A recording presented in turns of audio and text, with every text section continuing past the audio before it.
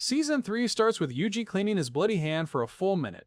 After the horrific Shibuya incident, Itadori had spent most of his time hunting down curses. Day after day he simply ate and ate, then continued his relentless pursuit. During one particular fight, a curse battered him mercilessly, only for Itadori to suddenly realize the monster had dropped dead. It just collapsed right onto him. That's right, the one who took it down was none other than Yuta. Let's rewind a few days. Naoya, a grade 1 sorcerer, found himself on the receiving end of a massive scolding. His father was on his deathbed, yet Naoya couldn't have cared less, even showing up late. The next Zen'in Clan head is going to be me anyway, he thought.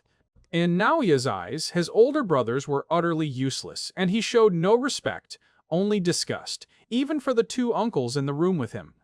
However, when those two threatened him, he quickly used his dying father as an excuse, saying, "My dad's on his deathbed, so maybe be a little patient." Just then, a lawyer entered, announcing, "The clan head passed away mere minutes ago. Since all three of you are present, I will now read his last will and testament." As expected, Naoya was named the 27th head of the Zen'in Clan. He was set to inherit all assets, including the cursed tools from the Jujutsu School's Forbidden Vault. But there was a catch. He could only use them with the approval of those two uncles. Hearing this, Naoya visibly seethed with anger. What could he do? He had to accept it. The final clause stated that if, for any reason, Gojo died or lost his faculties, the family was bound by a vow to Toji. Megumi was to be welcomed into the home as the clan head. All assets would then transfer to him, overriding the father's current will. Naoya stormed out of the room, determined to find out where Megumi was. He heard from Lady that Megumi was currently on a mission in Tokyo, searching for Yuji, who was also Sukuna's vessel. Upon hearing this, Naoya immediately concocted a plan to eliminate both of them simultaneously. Tokyo was a living hell anyway, so who died wouldn't matter much. Once they were dealt with, everything would fall into place, he believed. "I absolutely must become the next clan head," he declared, after the numerous tragic deaths following the Shibuya incident, which had left Yuji steeped in despair. When Choso asked how he was, Yuji replied that, aside from the spots hit by Black Flash, he was mostly okay. "The important thing is, I can feel Sukuna's power growing inside me," he added. Choso reassured him, urging his younger brother to return to Jujutsu High, but Itadori flat out refused. He felt he had caused too many deaths and couldn't be near his friends. "Don't forget, I killed your brother," Yuji reminded him. Choso didn't hold a grudge at all, because he knew it was unintentional. With that, the two went out to hunt curses. On a bridge, Yuji made himself bait, luring them out. Two fierce monsters emerged, vying to attack, forcing him to flee for his life. Even with the bridge destroyed and standing upright, Itadori's speed didn't falter. He rocketed into the air, kicking a lurking curse to pieces, then plummeted back down, only to be snatched by another curse and dragged directly into the city. But before it could even get started, Yuji blew it to smithereens. After handling that, he slammed to a halt, then scaled a nearby apartment building to survey his surroundings. Suddenly, a curse lunged down for a sneak attack, but it had no effect. Yuji calmly sidestepped the blow and kept moving. He knew he was being chased by a horde of curses, so he sprinted into a tunnel. The monster saw this and immediately pursued, completely unaware they were running straight into a trap. The moment he heard his younger brother's call, Choso unleashed his attack, obliterating them with a single blood projectile. Seeing his older brother about to be ambushed by another curse, Yuji didn't hesitate, rushing in to defeat it with his fists, which thoroughly impressed Choso. "When we fought before, I knew you were strong," Choso thought, "but now you've also got this impressive agility and masterful control over your curse technique. You truly are my little brother." Choso vowed to keep calling Yuji his brother until he finally accepted it. More than anything, he wanted the young man to try and remember if their father also had a scar stitched across his forehead. Suddenly, Naoya appeared, looking for Megumi, but finding no trace of him, he turned his attention to Yuji, challenging him not to run. "You've been sentenced to death, you know," Naoya sneered, "since Professor Gojo isn't around to back you up anymore. It's thanks to his capricious nature that so many sorcerers have been saved." Naoya revealed that Megumi was the one they were truly after, so their fates didn't matter. "I need him to die," he declared, "and I hope he'll write a little something before he kicks the bucket." With that, Naoya suddenly teleported behind Yuji, delivering a diagonal blow to his jaw. Choso immediately rushed to help, but Naoya's speed was simply too immense. In no time, Choso became nothing more than a punching bag for the man to practice on, while Naoya was busy admiring himself and stroking his hair, Choso managed a desperate counterattack, but it was futile and only earned him a retaliatory strike. Yuji seized the moment, throwing a rock that grazed Naoya's head, forcing him to keep his distance. He must be using some kind of speed technique to move like that, Yuji thought. Naoya admitted the two were more capable than he'd given them credit for. It seems I've underestimated you both, he conceded. Suddenly, all three felt a presence, something akin to Gojo, but far more terrifying. When they looked up, they saw a young man standing atop a nearby building. Though they didn't know who he was, Choso was certain he was there to kill Yuji. Seeing Yuta leap down, a sharp katana in hand, Naoya immediately raised his own hand, declaring, "I'm an ally." Through their brief exchange, Yuji recognized the newcomer as the second-year senior Megumi had mentioned, a special-grade sorcerer, just like Professor Gojo. Sensing the situation was dire, Choso urged Yuji to run. "Don't worry about me," he insisted, "you're the one they're after. Focus on escaping Yuta. Fighting him means certain death." With that, Choso promised to meet his younger brother at yesterday's spot. In a flash, Naoya darted forward, deflecting an attack, while Yuji found himself relentlessly pursued. Even though he was already running as fast as he could, on the other side, Naoya quickly realized his opponent was using blood manipulation. To use piercing blood, you first need to use flowing red scale, which drains a massive amount of your blood, he deduced. In short, you're going to die a miserable death. Hearing this, Choso's eyes narrowed dangerously, and he snarled, "You think you can lay a hand on my brother and walk away unscathed?" After struggling for a while, Yuji decided to counterattack and confront him head-on. He had to be extremely careful, because even the slightest mistake would mean instant death. The only thing Yuji could do was focus on dodging to save his life. After blowing the young man away, Yuta suddenly confessed, "Actually, I'm quite weak. But on the upside, I have far more cursed energy than even Gojo-sensei. However, he possesses the Six Eyes, so when he activates his technique, his cursed energy consumption is almost zero. My cursed energy, on the other hand, can still run out." Having explained this, Yuta continued to charge forward, slashing to end his target's life. During the fight, Yuji suddenly recalled what Todo had told him. The better a sorcerer is, the harder it is to see the flow of their cursed energy. You can't read their movements until the very last moment before impact. But the problem was, Yuta's entire body and his sword were constantly overflowing with cursed energy. Every single one of his attacks felt like a sure kill move, and Yuji couldn't predict any of his movements. Even so, he had no intention of dying here. There were simply too many things left unresolved. Stubbornly, Yuji leapt through a car, taking the opportunity to snatch a knife from the seat. Gojo-sensei had never taught his students how to use weapons, believing that over-reliance on cursed tools could lead to neglecting cursed energy control. So, weapons were only for emergencies, he'd said. Just as Yuta thought, the kid was too focused on his sword and inadvertently exposed an opening.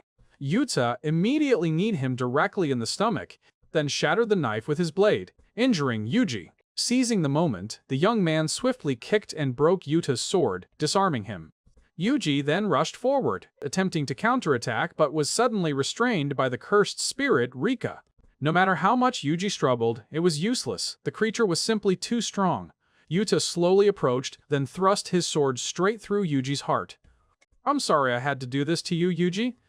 After Yuji was dispatched by his senior, Sukuna suddenly sensed something and chose not to intervene. Meanwhile, Choso was being utterly pummeled by his opponent, completely lost. Naoya's attack speed was so blisteringly fast that Choso couldn't even discern his technique. Naoya continued to deliver a barrage of bruising blows, inflicting countless wounds on Choso, who even struggled to control the blood flowing from his body.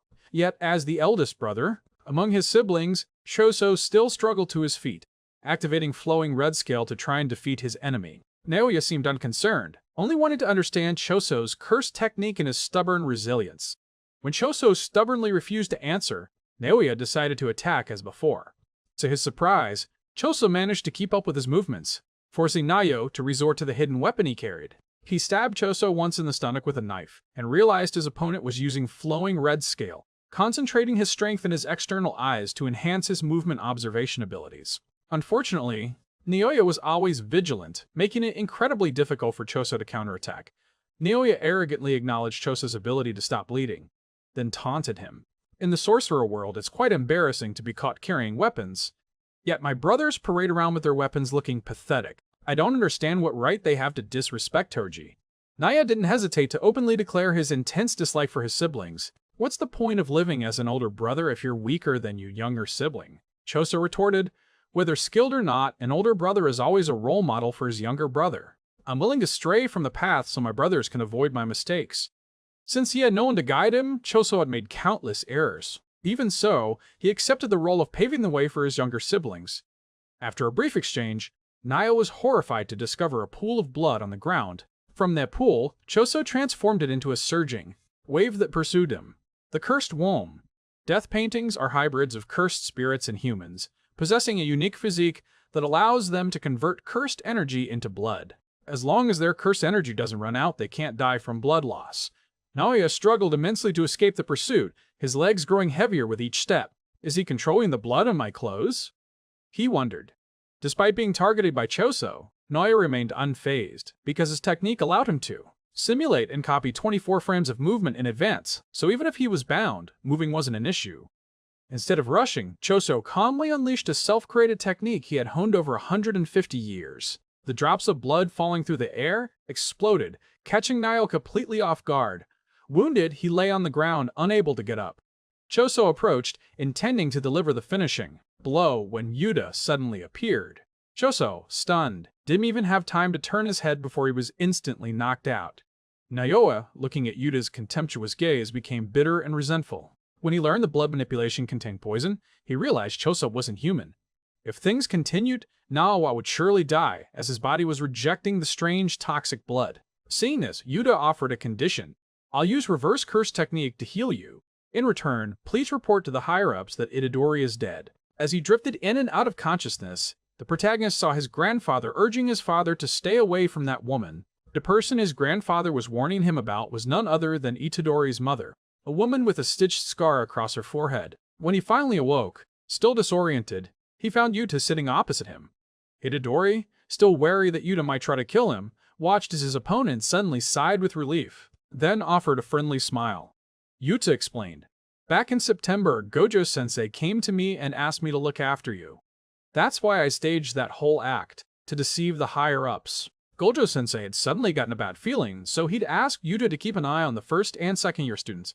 He was especially worried about Itadori, which is why he'd specifically asked Yuta to watch over the boy. To fool the higher-ups, Yuta had to make a binding vow to attack the protagonist. The reason Itadori was still alive was thanks to Yuta's reverse curse technique. The instant Itadori's heart stopped, Yuta simultaneously used the technique to heal him. This marked the second time Itadori had died a fake death. But Yuta suspected the truth would likely come out soon. For now, his execution was temporarily considered complete. Yuta helped Itadori because he was important to people who were important to Yuta. Besides, the kid wasn't at fault for any of this. The power he carried wasn't truly his own. Seeing Itadori wallowing in self-pity and blaming himself, Megumi suddenly stepped forward, urging him to return to Jujutsu High. The school's barrier was currently weakened, making it possible for him to come back.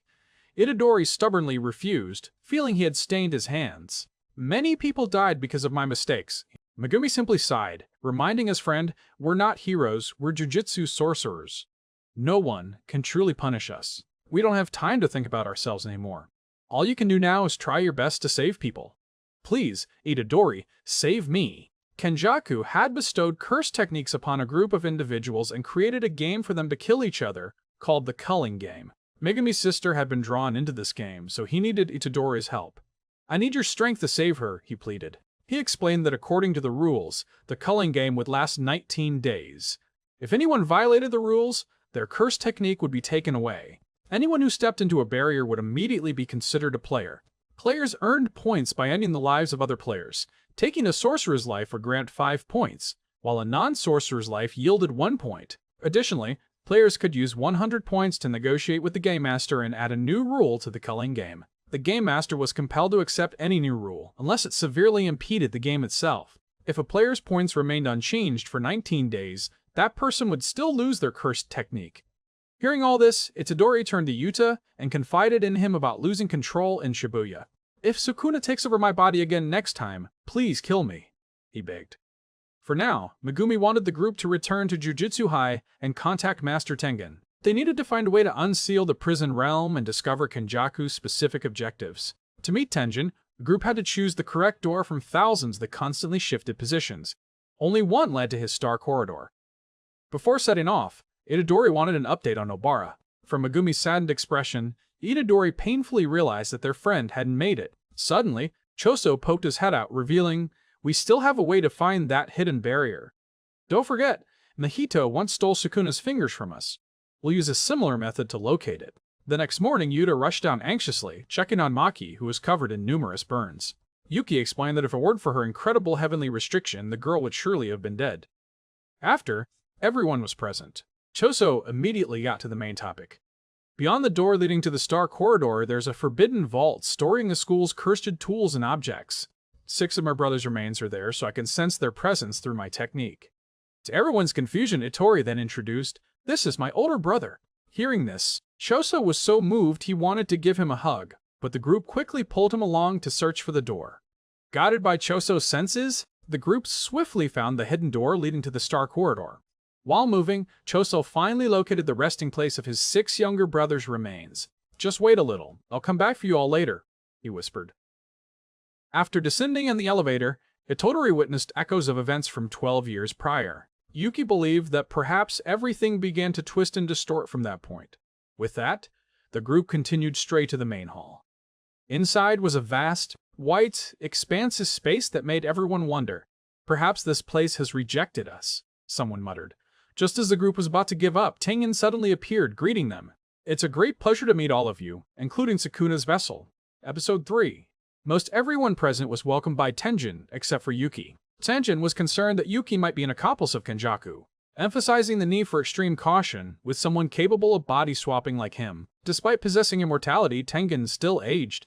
Anyone living for 500 years would end up looking exactly like this. 12 years ago, after failing to merge with the Star Plasma vessel, Tengen had rapidly aged, and her sense of self had gradually faded. The group seemed rather uninterested, as they were there to inquire about Kenjaku's objective and how to unseal the prison realm. Tengen agreed, on the condition that 2 people remain there as her bodyguards. Facing a barrage of questions from the group, he closed her eyes and revealed Kenjaku's true goal: to force all of humanity across Japan to evolve. Megumi wondered why Kenjaku hadn't simply used Tengen's barriers and idle transfiguration to turn everyone into sorcerers back then. Tengen simply explained that he lacked the cursed energy to do so. Kenjaku's chosen method was to assimilate humanity with Tengen. However, the problem was that only Star Plasma vessels could assimilate with her. But since that incident, Tengen had evolved significantly compared to 12 years prior. Therefore, assimilation with others was no longer impossible. Even her soul had evolved and now existed everywhere. Heaven and earth had become my true self. Those who assimilated with him would transcend even sorcerers. Because he possessed barrier techniques, he could retain her form and sanity. If humanity were to evolve and even one person lost control, the world would be annihilated. This meant there would be no more distinction between individuals. The impurities of 100 million people would flood the world. However, Tengen only knew this much. The specific reasons remained unclear. After his evolution, he was closer to a cursed spirit than a human, meaning Kenjaku could potentially use cursed spirit manipulation to absorb her. And that was also the reason. Tengen's true self had rejected everything from entering the Star Corridor. Hearing this, Yuki couldn't help but wonder why Kenjaku was only acting now after all these years. Tengen explained that it was because Tengen, the Star Plasma vessels, and the Six Eyes were bound by a karmic relationship. Kenjaku had been defeated twice by users of the Six Eyes. Since then, he had acted with extreme caution, eliminating all Star Plasma vessels and Six Eyes users within a month of their birth. But on the day of assimilation, both had appeared simultaneously, forcing Kenjaku to shift from killing to sealing. At any given time, only one person with the Six Eyes existed. Toji's interference in the events 12 years ago had thrown everything into chaos. The death of the Star Plasma vessel had shattered their collective fate. Seizing this opportunity, Kenjaku swiftly took action. He established the Culling Game to prepare for the assimilation. This game utilized cursed energy domains in the player's boundaries to perform a ritual that would transport people from this nation to the other side. Afterward, he would begin to assimilate with Tengen. To maintain such a large-scale ritual, Kenjaku himself had to abide by certain restrictions. Ironically, he wasn't the game master of the Culling Game. This meant that even if Kenjaku were to die, the game would not end.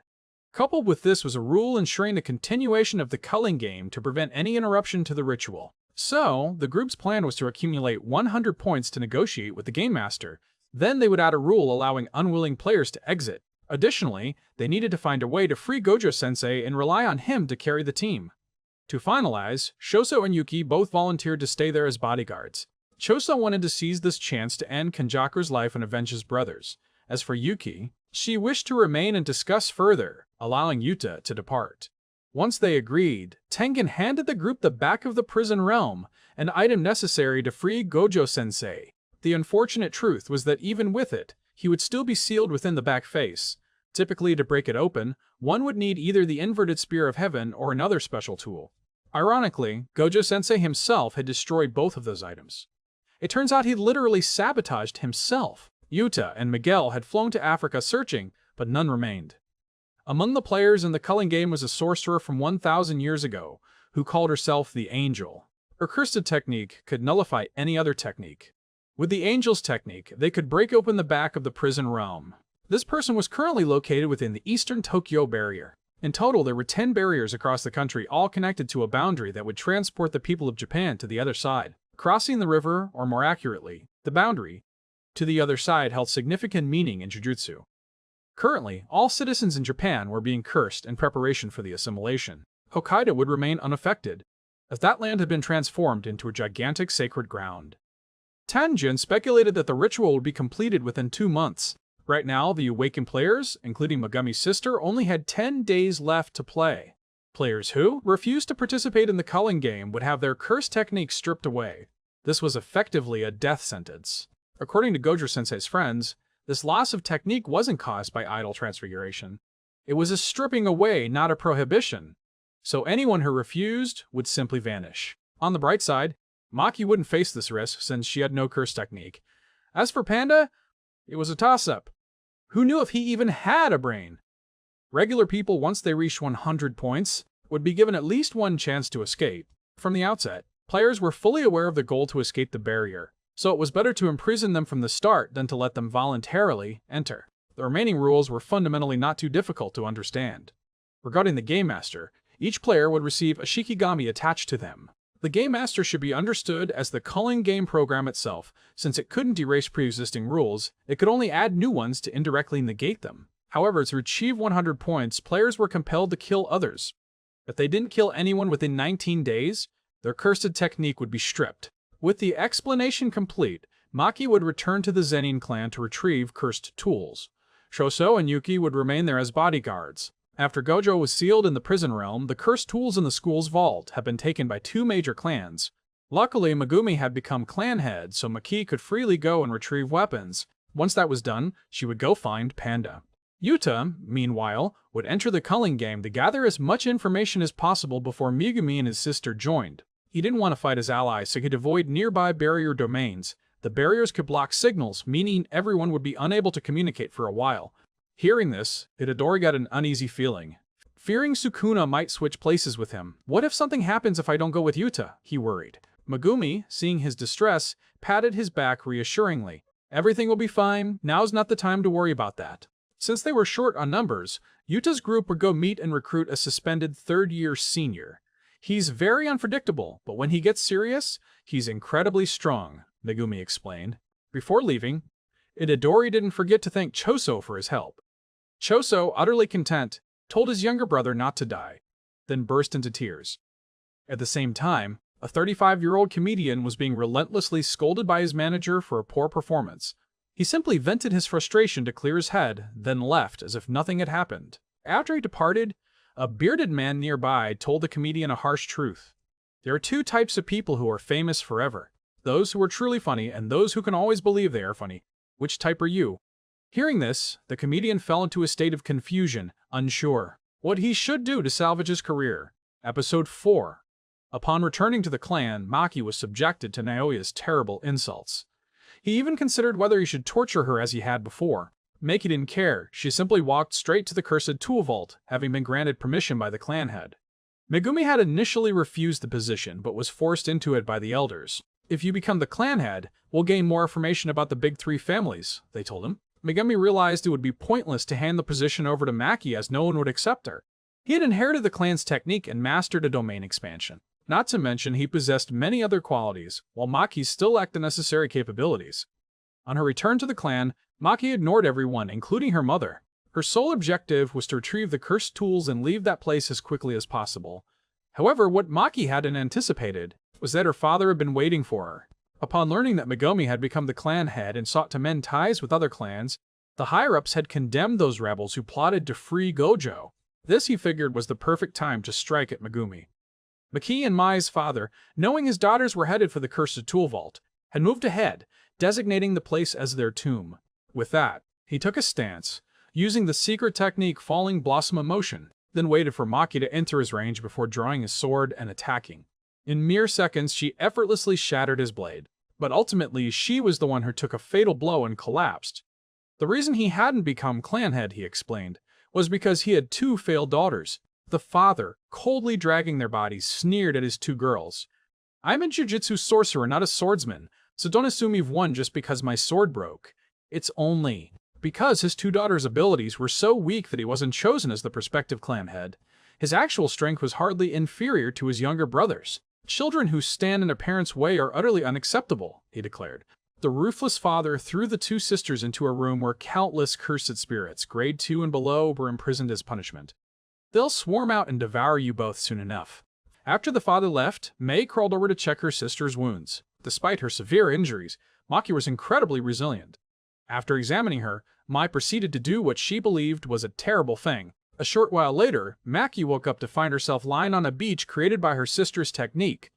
Mei knew she would die sooner or later, so she walked straight into the sea. At that moment, Maki finally understood why twins were considered an ill omen for sorcerers. The idea that to gain one thing you had to lose another didn't apply to twins. That's because, in Jujutsu, twins were considered a single entity. This meant no matter how much Maki struggled or craved power, it was meaningless. As long as Mei existed, Maki would always be incomplete. Therefore, Mai would leave one thing for her sister and discard everything else. All of Mai's cursed energy would be taken by her sister, in exchange for Mai's promise to destroy everything. With her dying breath, Mai offered a contented smile, then passed away, leaving her sister with deep regret. No matter how much Maki called out, her sister didn't respond. Suddenly, the old man sensed that all the curses had vanished. The murderous aura emanating from the warehouse sent shivers down his spine, reminding him of a feeling from years past. But instead of giving up, he unleashed his technique, Tozen's bone-burning grudge, determined to incinerate Maki's very bones. The old man launched a provocative attack, only to find himself in the next world before he even realized it. Maki, with chilling resolve, struck without hesitation, beginning her massacre of the clan alongside her sister's memory. When the alarm bells rang, the entire Zen'in Clan was thrown into chaos. Naoya and the others wouldn't have believed even in their wildest dreams that Maki had personally dispatched the old man. By order of the head of the Cursed Tool Storage Unit, the subordinates were to split up and try to capture her alive for him to deal with. The men of the Zen'in Clan, who lacked cursed techniques, were compelled to join this unit. Maki herself had once belonged to the Cursed Tool Storage Unit before entering Jujutsu High. Despite being surrounded by her family, Maki dedicated her entire mind to recalling the moment she'd spent with Mei. Ultimately, she wanted to apologize to her sister and would destroy everything, just as she had promised the girl. Seeing them all charge in simultaneously, Maki didn't hesitate, ending them with a single blow. For these small fry, she only needed a few swift movements to take them all down. Each sharp sword stroke was unleashed with no other goal than to claim lives. The enemies rushed forward like moths to a flame, meeting a bitter end. A truly gruesome fate awaited them. Before long, Maki had painted the room red with fresh blood. The Cursed Tool Storage Unit, though numerous, couldn't land a single blow on Maki. They were a pathetic bunch, only able to helplessly receive blows and pass into the next world. It was a horrific end, one they could never have imagined. Maki was like a machine of destruction. Wherever she went, enemies fell. After all the cannon fodder had disconnected from the server, the squad leader finally entered, utterly shocked by the bloody scene. While Maki wasn't looking, an old man unleashed his cursed technique. The ground where Maki stood suddenly transformed into 2 gigantic hands. They carried the blood of those who had fallen and began to close, intending to crush her from within. The squad leader felt relieved seeing the Hei unit appear, meaning he wouldn't have to face that woman. The Hei unit consisted of members recognized as semi-grade 1 or higher by Jujutsu High standards, meaning they were arguably the strongest sorcerers in the Zen'in Clan. Seeing Maki suddenly charge down to attack, the squad leader broke into a cold sweat. He cautiously maintained his distance, retaliated, and felt bewildered. Why is she still moving after taking that old man's attack? Maki lunged forward like a wild beast, delivering a fierce attack, then used her bare hands to rip open an artery, finishing him off instantly. Seeing this, the old man immediately rushed to assist, but Maki was too fast. She cruelly did the same to him, completely unaware she had fallen into a trap. Even with the entire squad combining their efforts to restrain her, they couldn't stop Maki. To keep her still, the young man was forced to exert all his strength. Yet he still couldn't halt the monstrous woman. Maki calmly tore out the eyes that were restraining her, but it was useless. The young man had decided to use his very life to hold her back. The Zen'in Clan continued to exist because of Toji's capricious nature. Maki had become just like him. For the safety of the clan, the uncle put all his power into unleashing countless punches to eliminate the threat. From the sky, a merciless barrage of fists rained down on Maki. It was an incredibly destructive attack, designed to ensure she was utterly obliterated. After the shockwave subsided, the young man confidently departed this mortal coil, completely unaware that the one who delivered the blow had been reduced to a mere skull. Watching Maki expressionlessly toss the uncle's head into the pond, Naoya still didn't change his arrogant demeanor. Her current appearance reminded him of Toji. He recalled how, when people said the Zen'in Clan head was a loser with no cursed energy, Naoya eagerly rushed to see his pathetic face, only to be profoundly impressed by the killing intent radiating from the man. Back in the battle, Naoya relentlessly unleashed countless attacks, aiming straight for Maki. In his eyes, she was nothing more than a common brat, not Toji. The sin of the weak is not realizing the strength of their opponent, he thought. You are definitely not him, because the one who stands there can only be me. Naoya's projection sorcery technique didn't allow movements that ignored trajectory and physical laws. At the moment of technique activation, there was a maximum limit to increasing the body's speed. However, maintaining the technique would allow speed to continue to increase. After that humiliating defeat, Naoya had learned his lesson and was no longer careless. Ironically, Maki had seen through his strategy and found a way to defeat him. When she extended her hand, ready for a direct confrontation, Naoya remained completely unfazed as his projection sorcery was still active. Anything he touched would move at 24 frames per second, and if he failed, it would result in a 1-second immobilization. He subtly touched Maki's shoulder, then carefully maneuvered behind her to strike, knowing that a direct confrontation would surely lead him into her trap. Ironically, it was Maki herself who anticipated Naoya's intention and suddenly spun around to deliver a blow. "Thanks to this body," she declared, "I can finally clearly see that you perform 24 movements every second." With that, Maki punched Naoya squarely in the face, instantly shattering his bones. Having defeated him, she calmly walked through the house searching for her mother. When she found her, Maki asked why her mother had told her to turn back earlier. But her mother was consumed by fear, so Maki unhesitatingly finished her off.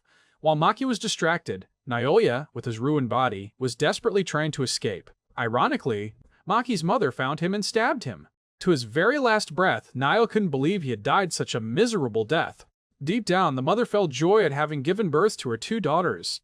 Upon receiving the news, Maki's friend immediately arrived at the scene and burst into tears, realizing Mei was no longer alive. Maki then asked her seniors to handle the rest, and continued on her way to deal with the remaining Zen'in bloodline members outside, personally putting an end to this wretched clan. Maki eventually departs from the compound, carrying the lifeless body of her sister Mai, draped over her shoulder in a heartbreaking scene. During her exit, she crosses paths with Momo, who immediately breaks down into tears upon seeing her fallen friend, filled with regret for not being able to prevent this tragedy. Maki coldly but solemnly entrusts Mai's remains to Momo's care, after which she walks away. This brutal purge led to the near-total annihilation of the Zen'in Clan's core members. When the forensic investigators arrived, they didn't even need to look for clues to identify the perpetrator, as every single corpse bore the mark of a specific type of execution by an incredibly lethal and mysterious curse tool that left no room for doubt. Fast forward a few days, and the Gojo and Kamo clans have officially lobbied the Jujutsu headquarters to have the Zen'in Clan stripped of its status and expelled from the Big Three families, a verdict that currently remains, officially pending a final decision. Officially designated Principal Masamichi Yaga as the scapegoat for the entire Shibuya incident, placing every ounce of blame on his shoulders. However, the true motivation behind this harsh sentence likely stems from a much darker agenda. The stubborn old man Gakuganji arrived to interrogate Yaga about the secret behind cursed corpses that possess self-awareness and can regenerate their own cursed energy, just like Panda does. With that specific knowledge, the authorities could potentially manufacture an entire army of artificial soldiers, a prospect that deeply unnerves the higher-ups. Thinking back on his beloved creations, Yaga shares a final, tender moment with young Takeru, explaining that he'll be away on a very long business trip soon. He tells the boy that it's going to be a while before he returns. He reassures the boy that the forest is safely under Master Tenjin's protection and that Takeru's mother will be visiting frequently, so everything will be alright. The children watch Yaga depart with heavy hearts, their eyes filled with sadness as they confess how lonely they'll feel without his presence. Meanwhile, the higher-ups have already set a trap. Panda has been taken into custody as bait to force Yaga into the open. However, help was already on the way. Kusakabe steps in to rescue Panda, motivated by a profound debt of gratitude he owes to Principal Yaga. We look back at a time when Kusakabe brought his grieving sister to visit Yaga and Takaguru. In that moment, Takehiro realized that the woman standing before him was actually his mother. The two shared an overwhelming, tearful reunion as their emotions finally overflowed. Yaga felt the need to apologize to Kusakabe for the complicated circumstances surrounding their secret meeting. He explained that the existence of cursed corpses with independent consciousness must remain a strict secret from the world. Because of this, Takeru could never truly live a normal life with Kusakabe's sister. Despite the tragedy, Kusakabe was deeply moved by Yaga's kindness. He expressed his sincere thanks, believing that Takeru's existence was the only thing that allowed his sister to keep going until now. Refusing to hide or flee from his fate, Yaga proceeds to meet with Panda and faces destiny. When confronted by the executioners, Yaga shows no sign of yielding. He has absolutely no intention of handing over the secrets of his cursed corpses to the corrupt higher-ups just to save his own skin. He stands his ground, ready for a fight, noting that the people standing before him have certainly grown bold now that Satoru Gojo is safely sealed away. Suddenly, their tense confrontation is cut short by the haunting sound of stringed music echoing through the air. Principal Gakuganji of the Kyoto School makes his entrance as the designated executioner tasked with ending Yaga's life. It was a brutal struggle, and Gakuganji even had to break his own guitar in half just to finally bring the principal down. As the light fades from his eyes and his life begins to slip away, Yaga finally decides to disclose the ultimate secret behind the creation of Panda and the true nature of his sentient cursed corpses. He whispered the forbidden truth of the cursed corpses to Gakuganji. To successfully manufacture a cursed doll that possesses a free will of its own, one that doesn't require any external input of cursed energy, the creator must carefully infuse the core with 3 souls that are perfectly compatible with one another. Inside the core, these 3 souls must constantly observe, interact, and essentially clash with each other until a perfect state of equilibrium is achieved and a true self emerges. Gakuganji is absolutely stunned by this revelation. He asks why Yaga would wait until his final breath to share this information. If he had spoken sooner, he could have easily avoided his death sentence. But Yaga simply replies that this revelation is his final act. He tells him that this knowledge is a curse being passed from him to Gakuganji to carry forever. After breaking free from his confinement, Panda races to the scene, but he's already too late. He finds his father lying motionless on the ground, surrounded by a pool of blood. Despite the immense grief and the sight of his creator's killer standing right there, Panda makes the shocking choice not to attack the man who took his father's life. Gakuganji asks the question we're all thinking.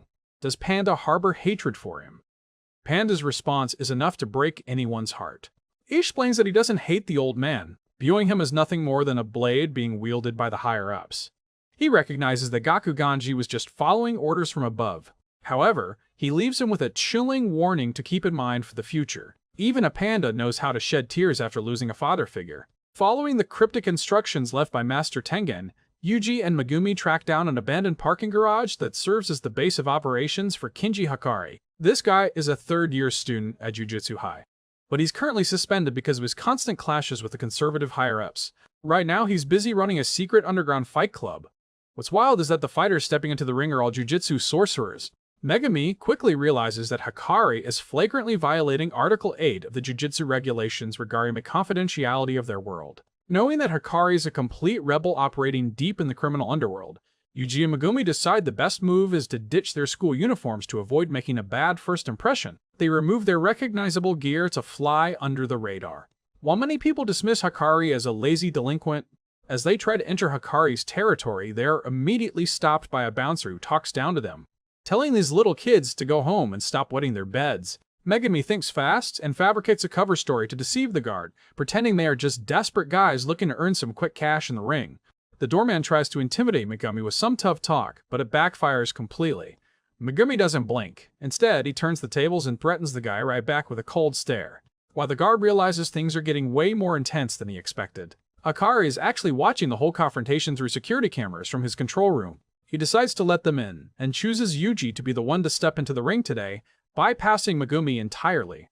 This actually works out perfectly for their plan. Megumi realizes that a physical brawl is exactly where Yuji's natural talents shine the brightest. However, they still need to play their parts convincingly. To keep Hikari from getting suspicious, Megumi puts on a convincing act, acting like he's annoyed and really wants a turn in the spotlight too. After a bit of back and forth arguing, Megumi finally relents and agrees to follow Hikari's terms. With that bit of theater out of the way, they successfully make it past the entrance and deeper into the facility. Yuji is feeling a bit on edge about the whole situation. Megumi tells him not to sweat it, pointing out that if Hikari is monitoring the cameras, he must be close by. They split their roles. Yuji will take to the stage to draw everyone's eyes, while Megumi slips into the restricted areas to find a way to confront Hikari directly. Their main goal is to talk things out peacefully first. Megumi is fully aware that if Hikari refuses to cooperate, or if he gets caught sneaking around, Yuji's cover will be blown instantly. Force will have to be their final option because Samiki's time is running out fast. Yuji is led to the waiting room where one of Hikari's goons explains the ground rules. There's no running away from a fight and absolutely no usage of curse techniques is allowed. Yuji boldly tells the guy that he doesn't mind if his opponents use their powers, since he's not afraid of anyone. But the henchman explains that since the audience consists of non-sorcerers, they can't actually see cursed techniques, making a hidden battle boring to watch. At the end of the day, this is a business, and in the world of entertainment, the spectators are treated like royalty. The subordinate also informs Yuji that there are two categories of matches: raw, unscripted brawls, and matches with a script written by the boss himself. He hints that if Yuji puts on a good enough show, the boss might actually be interested in having a chat with him. When he reaches the arena, Yuji is shocked to see they've literally gutted the upper floors so the crowd can look down and watch the carnage below. The announcer Joe Bobby wastes no time introducing the rising young talent Yuji to the roaring crowd. Though when Bobby announces Yuji's opponent, the entire stadium erupts in noise while Yuji's jaw hits the floor in pure shock. His opponent is none other than Panda himself. Meanwhile, back in the control room, the man of the hour, Kinji Hikari, finally makes his full appearance. Contrary to what you might expect, Hikari has a very rugged, street-smart vibe, carrying himself with the unmistakable aura of a true underworld kingpin. Standing right beside him is a flashy individual with two-toned hair. However, let me give you a heads up before you get any ideas. This person's name is Kirara Hoshi, and he is definitely a guy. Don't let the looks fool you. It's pretty hilarious that a guy as tough-looking as Hikari has such specific tastes in companions. Right now, though, he's looking bored out of his mind because he thinks today's main event is a total dud. In his eyes, watching some random newcomer go up against a giant panda just doesn't have that spark of excitement he's looking for. Hikari is convinced that Panda is going to absolutely demolish the kid in seconds, which means there's no real gambling thrill to be had. Meanwhile, the match between Yuji and Panda kicks off, and it's honestly a bit of a comedy behind the scenes. To the cheering crowd, it looks like a high-stakes, intense battle between a martial arts panda and a promising rookie fighter. Even the commentator, who's only been on the job for 2 weeks, is getting hyped up by the action. But in reality, the two are just whispering to each other about Hikari while putting on a show. They are trading dozens of punches that look powerful, but the actual damage is zero. Panda quietly informs Yuji that he and Hikari are old acquaintances, which is why Hikari hasn't been suspicious of him yet. Hikari has been avoiding Panda lately, but since Yuji is hiding the fact that he's a student from Jujutsu High, they have a plan. Yuji throws a hilariously weak punch, and Panda intentionally takes the hit, rolling around on the ground and jokingly calling for the United Nations to step in. The audience absolutely loses it, shocked that an unknown rookie could actually take down the legendary fighting panda. That upset victory is exactly what it took to get Hikari's attention. He immediately calls for Yuji to meet him and starts writing a script for Yuji's final match. However, they aren't letting their guard down regarding Megumi. Hikari tells Kirara that he'll need to help with security. Hikari admits he hasn't felt this kind of rush since the time his ex-girlfriend maxed out every single one of his credit cards. Once the match is over, Panda finds Megumi in a secluded corner to talk. Panda is actually pretty impressed that Yuji managed to get an invite from Hikari so quickly, considering Panda has tried and failed multiple times. Panda explains that even though he knows Hikari is always in the rooftop monitoring room, he's never been able to get close to the entrance himself. Every time Panda tries to walk toward the door, the distance between him and the entrance never seems to shrink. It gave him a sensation very similar to Gojo-sensei's limitless technique. Panda suspects this is actually the work of Kirara's curse technique, as Kirara is a third year just like Hikari. To avoid making Hikari run away, Panda decided not to force his way in and instead stayed active in the fighting arena. Luckily, Megumi's team arrived just in time to help.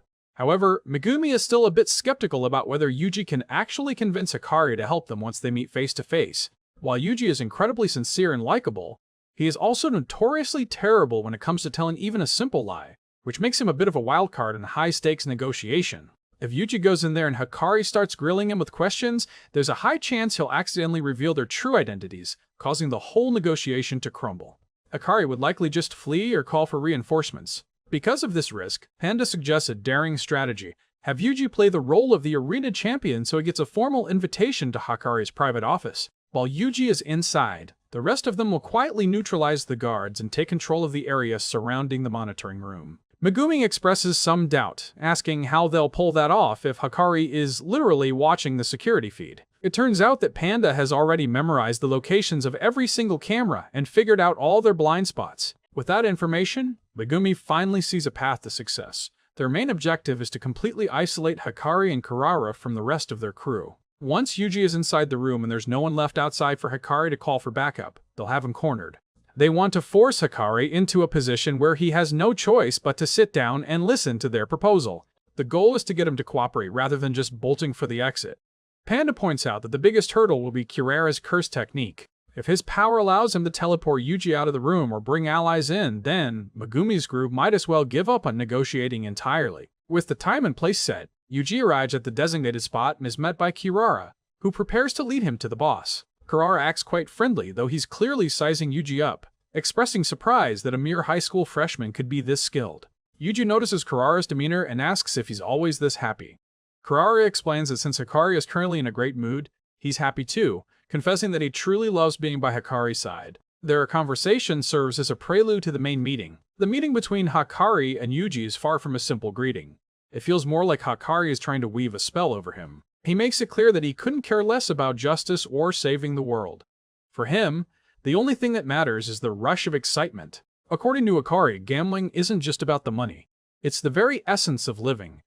He believes society just steps on anyone who isn't brave enough to place a massive bet on their own life. He views love as a form of total control, and his dream is to control the collective excitement of the entire nation through his underground arena.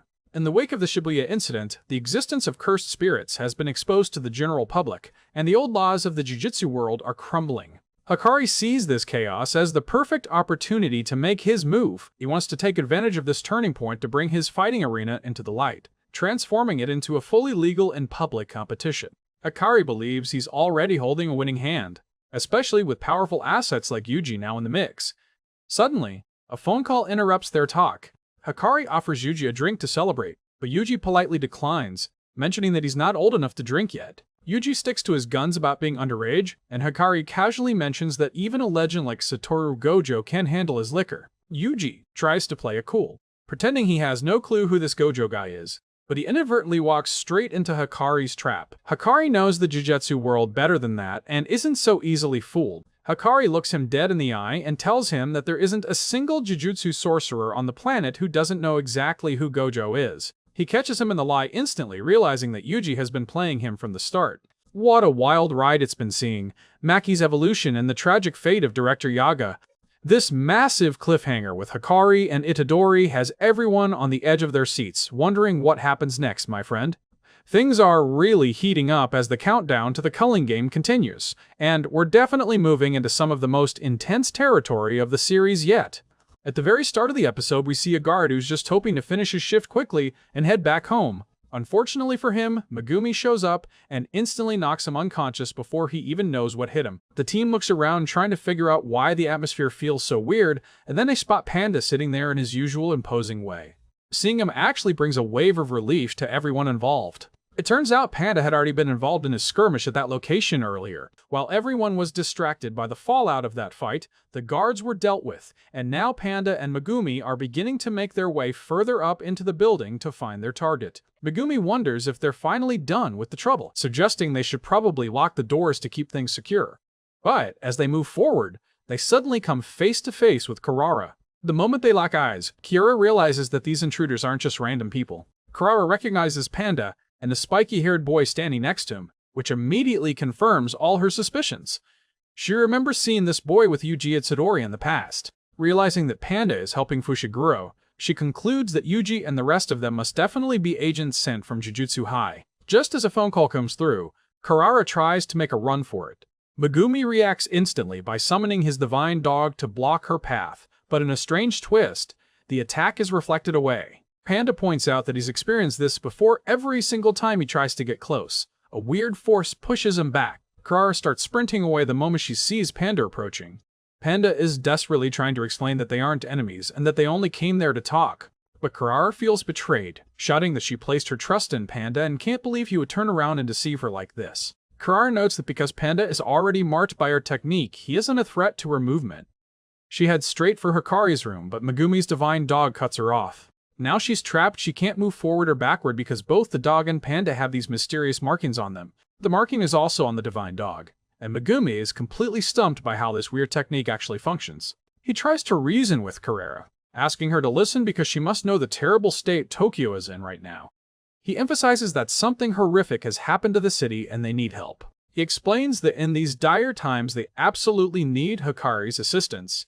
He swears they aren't representing the interests of Jujutsu High, but Kurara scoffs at the idea. She reminds him that it was the school and its people who were the ones to first cut ties and abandon their connection to her and Hikari. Megumi is still a bit lost regarding the specific beef between Kurara, Hikari, and the school system. Panda takes a moment to explain that the whole conflict started because of a massive clash with the conservative faction. They had a huge disagreement in the past that led to this long-standing and bitter rivalry. The primary cause of the clash was their specific style of jujutsu.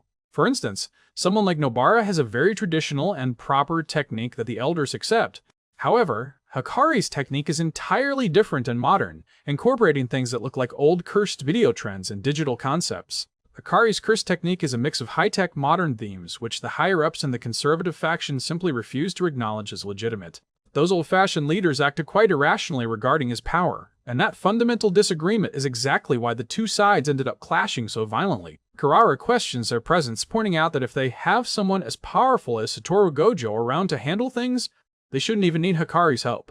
She suspects that there's a hidden motive for them being there, as it makes no sense for them to come seeking reinforcements if everything was going fine. Megumi finally drops the truth. Satoru Gojo has already been sealed away.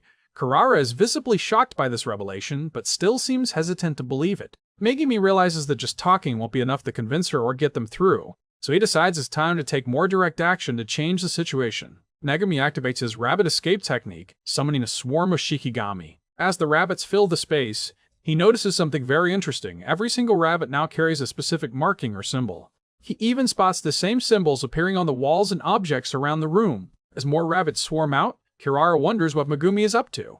She thinks to herself that since these are all Shikigami made of energy, and her technique marks a person's energy, these rabbits are essentially being treated by her technique as if they were individual cursed energy users themselves. She believes Megumi will be crushed by the sheer volume of his own energy being marked, but as the rabbits multiply, they suddenly start to vanish and dissipate into thin air.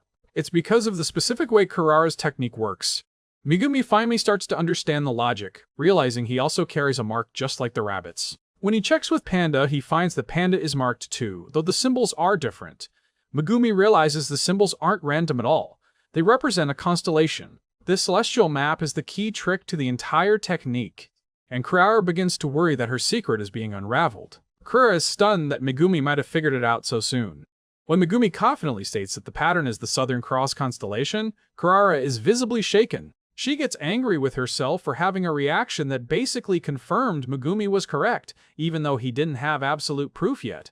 Megumi didn't have 100% proof until Kurara showed her surprise, but now it's confirmed. Megumi actually knows about the Southern Cross constellation because of his sister. He explains that the constellation is made of 4 main stars, and the technique is clearly governed by the positioning of those specific celestial bodies. Based on the constellation's rules, certain people can get close, while others are forced away. Currently, Panda and Megumi are being blocked from approaching specific points because those stars are programmed to repel each other. Kurara and the door are linked, while Megumi and Panda are stuck in a different part of the sequence. It's a situation where A can get close to B, but B is physically pushed away from A. They are desperately looking for a workaround, knowing that if Kurara makes it to the door, it'll be impossible to get inside. They keep brainstorming a way to bypass this invisible barrier while there's still time. Megumi starts to suspect there might even be a 5th star hidden in this sequence. Panda is worried that if there are 6 or 7 stars, the complexity will be overwhelming. However, they hope it's not that many. Kirara is currently guarding the area fiercely to ensure that absolutely no one can slip through her defense. As they try to find an opening to slip inside, Kirara suddenly marks a nearby car. It turns out the car's marking matches the one on Panda, causing Panda to be physically dragged and attached to the vehicle. Fushiguro is still free though, and he continues his dash toward the location of the 5th star. Megumi calls out to Panda while he focuses on his goal. He notices that the same repelling and attracting force that affected the divine dog is now happening to him and Panda. No matter how much they try to pull away, they keep getting pulled back, and Megumi is finally starting to fully grasp the mechanics of this technique. Megumi realizes that Kirara doesn't actually have to touch a person to place a star on them. Since she never touched him or the rabbits, it means her technique is designed to mark the person's cursed energy directly. This is what makes her ability so tricky to defend against since contact isn't necessary. The real question is how she marked the car, since cars don't have cursed energy. Megumi realizes she must have infused the car with her own energy first. As he scouts the area, he finally spots the 5th star and realizes that Kura is using her own energy signatures to set up these spatial markers to block them. Megumi realizes that if he can just touch that 5th star, he'll be able to bypass the repulsion and reach the door. It's the specific logic of the technique. However, just as he's about to make his move and reach for the star, Kirara suddenly appears to cut him off and prevent him from completing his plan. Kirara admits she never expected Megumi to decipher her technique with such precision, but she refuses to let him win. However, she makes a mistake by ignoring Panda. Panda uses one of the remaining rabbits and throws it, creating a disruption that finally causes the entire constellation technique to break apart. The constellation might look like a flat map, but it actually has incredible spatial depth. Kirara is absolutely furious that her complex defense was dismantled. She yells at them, asking if they really think they can just ignore her and her power by throwing simple objects around like it's nothing. Megumi had been waiting for the exact right moment to strike. Within 10 seconds of the technique failing, he has the divine dog pounce on Kirara. His patience finally pays off, as everything was timed perfectly to cross the invisible line and force Kirara into a corner where she can no longer resist. Megumi finally manages to restrain Kirara. Kirara mentions that if the divine dog hadn't been pulled in, Megumi might never have figured out the secret. He finally explains the core rule. The technique causes objects or people with the highest levels of cursed energy to be magnetically attracted to one another according to the stars. Megumi had noticed this energy attraction earlier. Kirara is genuinely impressed, asking if Megumi is really just a first-year student because his tactical knowledge is way beyond his age. Megumi, however, drops the attitude and literally begs Kirara to just listen to what they have to say. And right at that moment, Yuji comes flying through the air as Hikari makes his grand entrance. Hikari immediately starts delivering brutal hits. He tells Yuji he'll only listen after he sees how much of a beating Yuji can take, leaving Yuji with no choice but to absorb the blows. This isn't a measured fight like the ones in Shibuya. Hikari is throwing punches intended to break bones and faces. Even Kirara feels bad watching it and asks Hikari to listen. Yuji tries to explain that his seniors told him Hikari is the strongest person around, and that they desperately need his power. Hikari laughs and asks if Yuji is really ready to put his life on the line just for a favor. He questions if Yuji is truly prepared for the risk and mocks Principal Yaga, wondering out loud why such an old man would bother training someone who seems like a total loser in his eyes. Yuji responds with an intense resolve, saying he's just a cog in the machine built to destroy cursed energy. This answer makes Hikari even more furious, and he delivers a massive punch that sends Yuji flying through the air. Megumi screams in panic as he watches Yuji get knocked back a huge distance. Hikari assumes the fight is over and starts to walk away, but he is stunned when Yuji suddenly appears right behind him, standing firm. Hikari can't believe Yuji is still alive and conscious after taking so many direct, heavy punches that should have put anyone else down for good. Yuji reiterates that he is a cog whose only purpose is to exercise curses, and he's willing to do whatever it takes to achieve that. He even tells Hikari he's ready to play along with any of his games. Seeing this raw passion and dedication, Hikari finally starts to see Yuji's true worth and determination. Hikari realizes how passionate Yuji is and finally agrees to help them out. Even though he hates the Jujutsu High establishment, he can't turn his back on someone showing that much heart. As they talk, they find out that a brand new rule, Rule Number 9, has just been added to the ongoing game. Rule 9 allows players to see the names, points, and current colony locations of all other participants in the game. This significant rule change was initiated by a powerful person named Hajime Kashimo. Kashimo is currently in a state of deep depression because of how things are playing out. Kashimo complains that modern sorcerers are incredibly weak compared to the warriors of 400 years ago. He is searching for Sukuna and feeling frustrated by the lack of a challenge. Having already amassed 200 points, he uses them to add the rule that reveals everyone's information and location across the colonies. Kashimo, who is an ancient sorcerer reincarnated into the present, is the one who opened up all player information. The episode ends on this chilling note, but he isn't the only threat out there. There's also another mysterious individual lawyer who has entered the Culling Game and is making waves. This lawyer seems to have some sort of mysterious link to Sukuna as well. We'll have to wait for the next chapter to uncover exactly who he is and what his true intentions are. It's a massive cliffhanger that sets the stage for even more chaos as the story continues to unfold in the next installment. Moving into Episode 7, Kenjaku's massive barrier has officially solidified. But surprisingly, he isn't actually looking to wipe everyone out immediately. By utilizing his curse techniques through the barrier, Kenjaku is able to enter that strange, liminal space that exists right between the dreams and the reality of every single person caught inside the barrier, so he can have a little chat with them. Kenjaku informs the residents that he is the one responsible for creating this barrier, and unfortunately, the places where they live have been forced to become the brutal battlegrounds for the Culling Game. Because Kenjaku put an immense amount of effort into constructing this barrier, the specific rules he has established are actually quite limited and he is unable to simply create completely nonsensical or impossible laws on a whim. However, there is one thing Kenjaku can do for the innocent people who are accidentally dragged into this mess. Anyone currently inside the barrier is permitted to leave exactly once. They are given the ultimate choice to either stay behind and risk death or step outside and keep on living. If they decide they want to leave, Kenjaku will personally escort them out once they regain consciousness. The reason Kenjaku has to move them is that, on the outside, the cursed spirits have already begun their grim work. While he is leading a young boy out, Kenjaku suddenly thanks the kid for being a friend to his son. Hearing that mention, I'm sure you guys already have a pretty good idea of exactly who he's referring to, right? Suddenly, the sound of someone calling out to Sasaki wakes the young man up. By this point, he has already been moved outside of the barrier. There are a ton of people gathered around, all of whom were taken out by Kenjaku just as they had requested.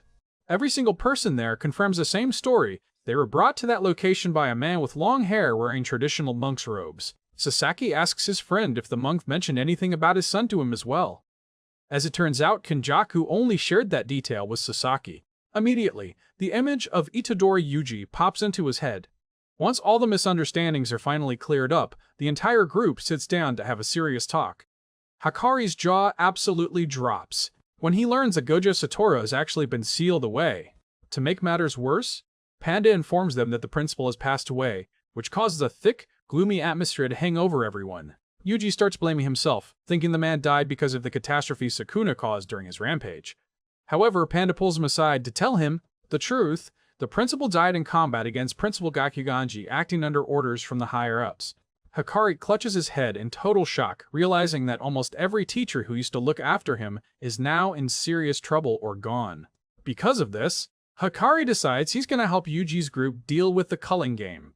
But look here, you guys, don't go getting the wrong idea. I'm not doing any of this for free. This is a strict business deal, you understand.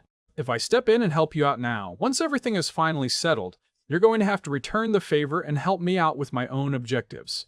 Alright, it turns out Hakari wants their help with overhauling the current Jujutsu regulations. Megumi decides to leverage his new status as the head of the Zen'in Clan, informing Hakari of his position and promising that he'll make the legal changes happen, no matter how difficult it proves to be. Hakari is hit with one surprise after another, but he realizes that with the backing of one of the big free families, those amendments are actually quite achievable. Even though he's still a little worried about the Zen'in family trying to take over his underground arena, he figures it's best to stay on good terms with the young clan leader for now. Come here, buddy. I love you. But the poor guy has no idea that the Zen'in clan has been decimated, and only Maki and Megumi are left. If he finds that out, he's going to be even more traumatized. Suddenly, a Kogani manager Shikigami appears, shouting at the top of its lungs. It announces some sensational news. Someone has already added a brand new rule to the game, which means that all the private information of other players will now be fully exposed, including their names, their current point totals, and any rules they have added to the current barrier. Man, whoever came up with that rule is really playing for keeps. However, Megumi is genuinely confused about why Yuji is already listed as a registered participant. In reality, you only become a player if you have either received the technique or accepted a cursed object directly from Kenjaku. For anyone else, regardless of their strength, They only officially become a player once they physically step inside a barrier. Yuji immediately recalls Kenjaku mentioning that he had established binding vows with countless sorcerers dating back over 1,000 years. This makes Yuji consider the possibility that Kenjaku must have made some kind of pact with Sukuna in the distant past.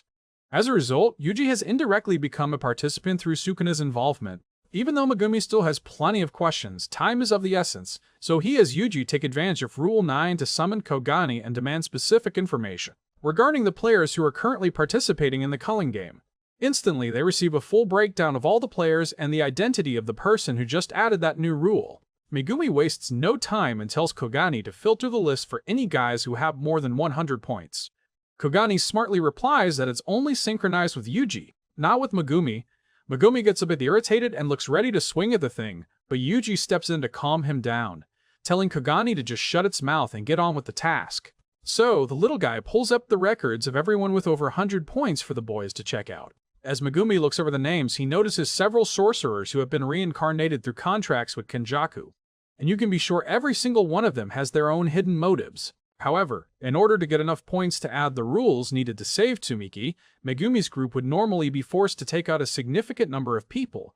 That's why Megumi comes up with a better plan. They'll hunt down the guys who already have over 100 points, beat them into submission, and force them to use those points to create the new rules for the group. That would work perfectly. Looking through the list Kogani provided, they get lucky and find a guy named Higuruma Hiromi, who has 102 points and hasn't added any rules yet.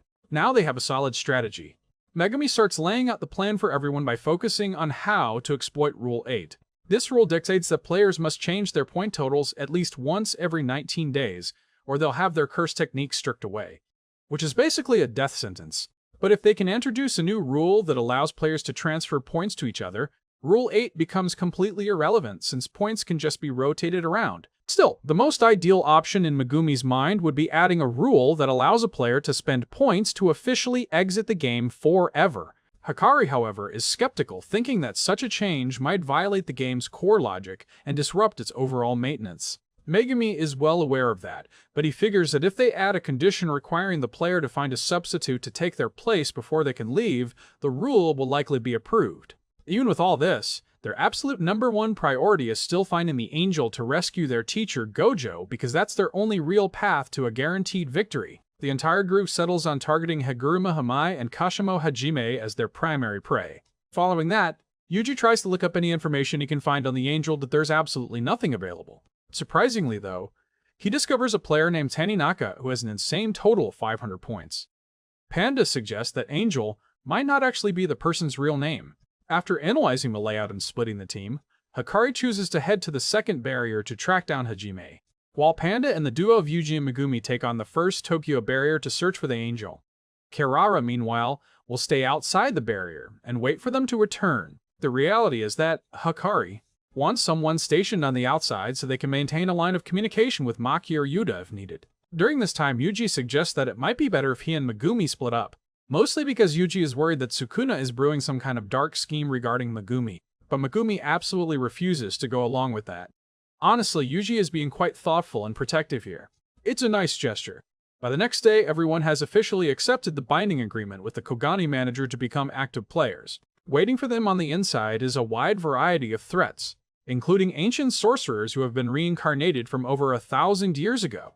Yuji is pretty confused by it all. So, Megumi gives him a brief rundown on the last few centuries of Jujutsu history, but honestly, it doesn't matter much. Whoever they run into is getting hit with a black flash anyway, so the history lesson is just background noise. As the two of them enter the barrier, they are immediately warped to one of 9 random locations within the zone. This little teleportation trick was never mentioned in the official rules, but that's just the reality inside the barrier.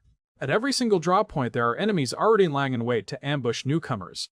Yuji is instantly attacked by an opponent using a rocket-like headbutt move. However, his insane physical toughness is so high that she quickly starts to realize that things are getting difficult. Yuji just casually tosses her aside with one hand, and she goes spinning away instantly. Her partner immediately charges in to hold Yuji accountable for his actions. Meanwhile, Megumi is having his own problems with a girl sitting in the middle of the road, crying and threatening to tell her mom because she's scared of his dogs, which is giving Megumi a massive headache. On the other hand, there's a blonde guy who actually recognizes Itadori the moment he enters the barrier, After Yuji finishes dealing with that girl, a guy with propeller shows up to challenge him.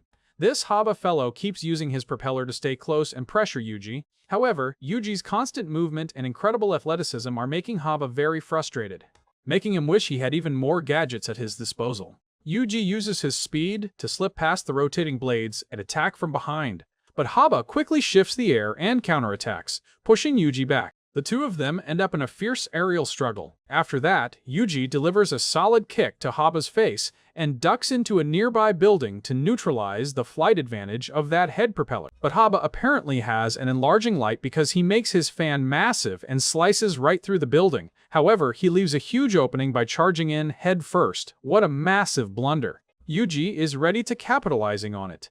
He lands a punch as explosive as a rocket. A strike so powerful it completely shatters the guy's fan. Yuji decides to give him a couple of hits to the family jewels to take back for Hikari. Even with his incredible strength, even Yuji's own hand is feeling the impact after that punch. Moving back to Megumi, he's already knocked that crying girl out. He tells her to stop the nonsense and tell him everything she knows about Higuruma Hiromi. She tries to be stubborn, but Megumi is even tougher, eventually forcing her to spill what she knows. However, in exchange, she demands that Megumi do something for her, like acting as her personal knight or something equally ridiculous. Megumi agrees immediately just to save time, but he makes it clear that this only applies if she's telling the truth. If not, he has no problem taking her out. Megumi is far more cold-blooded than Yuji. He's perfectly willing to earn 100 points himself by turning his opponents into gold rather than hesitating the way Yuji might. Meanwhile, Nobita is completely passed out after Yuji's little gift. While Yuji is trying to find out more about Higuruma, another guy shows up and recognizes him. Even though Yuji doesn't have a clue who this person is, as soon as he hears the guy call him the Tiger of Nishinaka, Yuji assumes they must be from the same neck of the woods. Without missing a beat, the guy starts leading Yuji toward Higuruma as if it's the most natural thing in the world. The guy introduces himself as Amai and admits he's just a low-level lackey for those guys. At the same time, that girl is leading Megumi on his own hunt. Things are starting to feel a bit suspicious, so Megumi asks her where she's actually taking him. She just tells him to keep quiet and keep following her. After a fair bit of back and forth, both of their guides finally provide an answer about Higuruma's whereabouts, but the locations they give are completely different from each other. It's pretty obvious at this point that both of these people are just trying to pull a fast one on them. Welcome to episode 8, where the plot really starts to thicken. After Megumi manages to squeeze some vital information out of the girl he just met regarding Higuruma's whereabouts in Shinjuku, things take a weird turn. Instead of heading straight there, she starts insisting on taking a massive detour for some reason. This specific route happens to cut right through Agibakura, which just so happens to be the very same location that Yuji's old acquaintance Amai had brought up before. As it turns out, this guy Amai wasn't exactly a saint back in his younger years. In his high school days, Amai was known as a top-tier delinquent who constantly hung around with troublemakers just to pick on defenseless students. But one day, while they were right in the middle of their usual bullying routine, Yuji Itadori suddenly stepped onto the scene and told the whole group to pack it up and stop. The entire gang turned around and scoffed when they realized Yuji was just a puny middle schooler, so they immediately decided to swarm him. However, Yuji didn't even break a sweat. He threw a single effortless punch that sent one of those punks flying. That first guy's face was left in a total mess after that hit. Seeing their buddy go down, another delinquent grabbed a metal pipe and tried to get some revenge for his fallen comrade. But Yuji dodged the strike as smoothly as taffy, before unleashing a kick that floored two more of them instantly. From that day forward, Amai could never forget the face of the legendary Yuji Itadori in his neighborhood. Now, switching back to Megumi, he's staying incredibly sharp because he can already tell that something is starting to smell very fishy about their current situation. Megumi knows that because Ikebukuro has such a high concentration of resources, it's naturally going to be a hotspot where various players are bound to clash and kill each other. Despite his concerns, the girl tries to smooth things over by offering two main reasons to convince the young head of the Zen'in Clan. First, she argues that this specific route is actually much more convenient for their travel. Second, she mentions that the path just happens to pass right by her own apartment, making it a logical choice for a quick stop along the way. She brazenly asks Megami if he could let her stop at home just to take a quick shower. She even goes as far as to flirtatiously suggest that if a handsome guy like him is interested in some physical entertainment, she'd be more than happy to oblige. Meanwhile, shifting our focus back to Yuji, his old acquaintance leads him toward a local theater, claiming that it's the primary base for Higuruma. Without a single shred of suspicion, Yuji immediately charges straight inside, leaving his friends standing there in utter shock at how reckless he is. The friend is clearly drowning in guilt regarding Yuji and seems to have something important to say, but he just can't bring himself to speak up, only watching Yuji walk away while silently whispering an apology to the air. While Yuji is busy making his entrance into the theater, Megami arrives at the girl's place for what was supposed to be a quick visit. However, things take a dark turn when he encounters a man named Reggie waiting there. It becomes instantly clear that Reggie views Megumi not as a guest, but as his next prime target for the hunt. Realizing he's been completely played, Megumi shoots a deadly glare at the girl who led him into this trap. But with Reggie standing by her side, she doesn't seem intimidated by Megumi at all since Reggie is an incredibly powerful sorcerer. Megumi is absolutely furious about the betrayal though. He coldly tells her to shut her mouth and stay quiet, warning her that once he's finished taking out this dog, Reggie, he's going to deal with her next in a way she definitely won't enjoy. Meanwhile, over at the theater, Yuji comes face to face with a man who is casually lounging in a bathtub, as if he doesn't have a care in the world. Neither of them has ever met before, but the man starts giving Yuji some bizarre advice, suggesting that bathing with all your clothes on is actually way more refreshing than doing it normally. Yuji is just like, yeah, no thanks, I'm not into that weird stuff. The man then goes on a rant, complaining about being a 30-year-old guy who has lived his entire life without ever once breaking a single law. Because he's been weighed down by so many responsibilities lately, he feels the need to challenge himself by doing something he considers fundamentally wrong. Yuji cuts to the chase and asks him if he's the one named Higuruma, and luckily it turns out he is. So, at least Yuji's friend wasn't lying to him after all, unlike the situation Megumi found himself in with that girl, who completely led him into an ambush for her own gain. Yuji tries to initiate a serious conversation with Higuruma, but the guy just hits him with a lawyer's fee, saying his legal consultation costs 5,000 yen for every 30 minutes. Yuji is completely taken aback by this. It's shocking because Higuruma is supposed to be someone who just recently awakened to his powers within the game. He's already managed to rack up a massive total of 100 points. This is clear proof that he's incredibly dangerous and powerful. But since he's still a modern human, Yuji hopes he might be willing to listen to reason. Yuji gets straight to the point, explaining that their group's main goal is to bring the Culling Game to an end as quickly as possible. To achieve that monumental task, they are going to need a specific resource. They desperately need Higuruma's 100 points so they can introduce a new rule into the game's mechanics. However, Higuruma is brutally honest with his response. It's a hard no. At first, Yuji thinks he might just be joking around, but he quickly realizes Higuruma is dead serious. He refuses to help because he actually finds value in this deadly survival game for his own personal reasons. In Higuruma's eyes, the current state of the world is exactly what he needs. He believes that within the confines of this game, traditional human laws have become completely useless, and the only things that truly matter are the game's literal rules. Furthermore, the power he has gained is undeniably real. As a professional lawyer, Higuruma had grown utterly exhausted by endless litigation and moral debates in the real world. Ever since he entered the Culling Game, he has felt a newfound sense of freedom and comfort. Here, there are no complex lawsuits to worry about anymore. In this environment, there is no subjective right or wrong.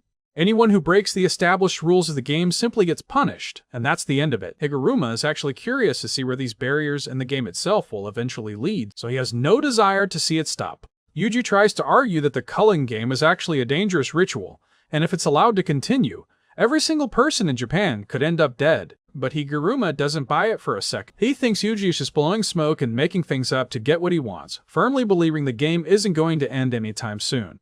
Since their conversation has reached a total stalemate, Yuji decides to change his tactics and prepare his fist to force Higuruma into giving up those 100 points. But Higuruma isn't intimidated in the slightest.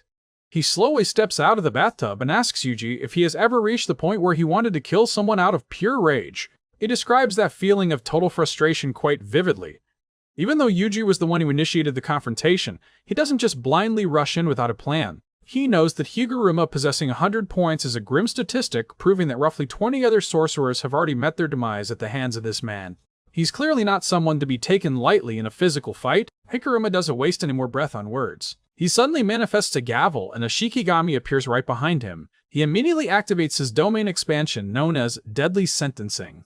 Meanwhile, in another location, Reggie is becoming increasingly fascinated by Megami because of his obvious strength. He starts questioning Megumi to see exactly how much the boy understands about the true nature of the Culling Game ritual. Megami explains his theory that the game is a ritual designed to harvest cursed energy from everyone involved to transform the entire population of Japan into something inhuman.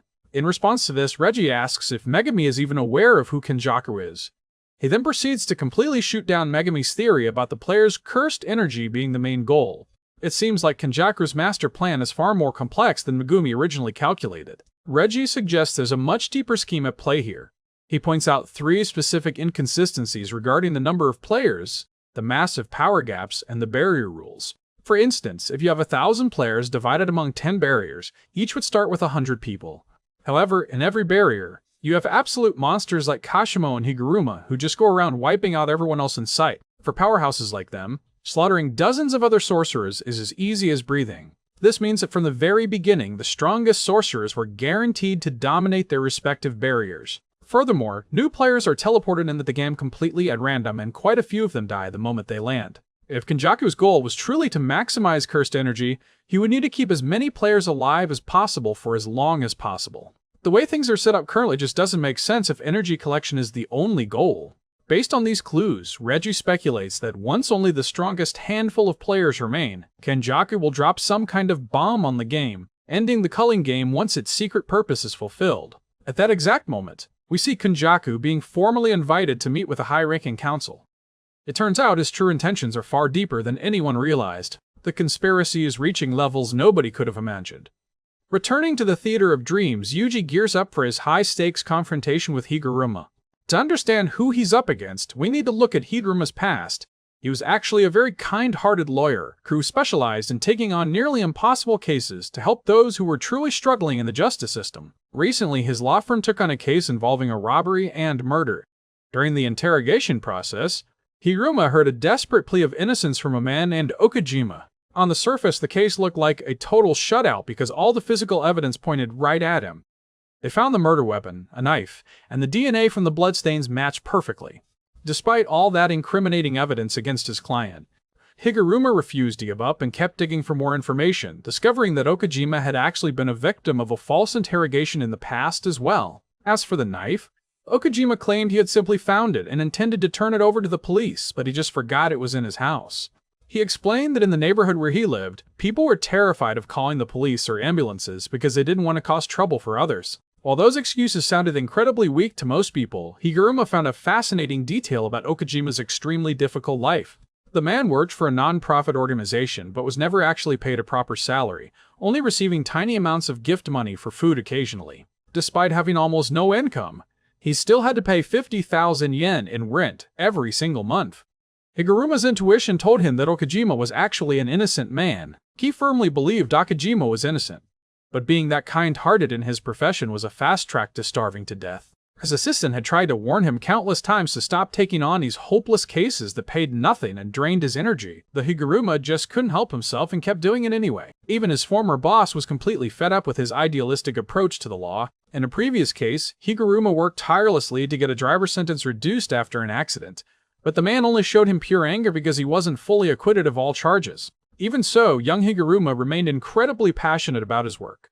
Eventually, he managed to pull off a miracle and got Okojima declared not guilty in court, but it was far too early to start celebrating because things were about to take a turn for the worse. The prosecution was obviously going to file an appeal immediately. Just as Higuruma feared, a second trial took place. Even though there wasn't a single shred of new evidence, the court completely reversed the decision and sentenced Okojima to life in prison. When the verdict was read, Okojima looked at Higuruma with such intense, resentful hatred that it sent a shock through his system. In that moment, the kind-hearted soul inside Higuruma began to crack. He realized that being punished for doing a good deed is an all-too-common reality in this world. However, Higuruma's true fury wasn't directed at his client, but at the corrupt judges and the entire court system. He realized that from the very beginning they had already decided to pin the crime on Okojima regardless of the actual truth or the evidence presented. All that bottled-up resentment and negative energy inside Higuruma finally reached its breaking point. He started slamming his gavel down like a madman, and suddenly, a Shikigami manifested behind him. That was the exact instant Higuruma awakened his curse technique and officially entered the Culling Game. In the 9th episode, Itadori Yuji immediately senses that the situation is going to get extremely difficult if he stays trapped inside the enemy's domain. He tries to end the fight instantly by landing a decisive punch, but he's just a second too late. Inside this peculiar domain, all acts of violence are strictly prohibited for everyone involved. Yuji finds himself forcibly warped back to his starting position, but now he is standing right in the center of the judicial dock.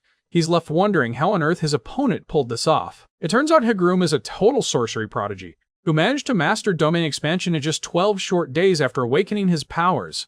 This isn't a lethal, guaranteed kill domain like the ones used by monsters like Sukuna or Gojo. Instead, it's a rule-based domain that operates on mandatory legal procedures, much like Hikari's technique. There is one supreme, absolute law within this space.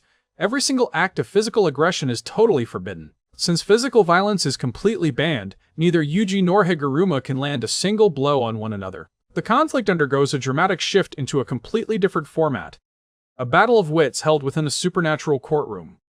Higuruma begins to explain the divine laws at play here. The presiding judgment knows every dark secret about anyone who enters the domain. It has the power to select a specific transgression from the defendant's past to bring to light. This crime could range from the most trivial misdemeanor to the most horrific felony the person has ever committed.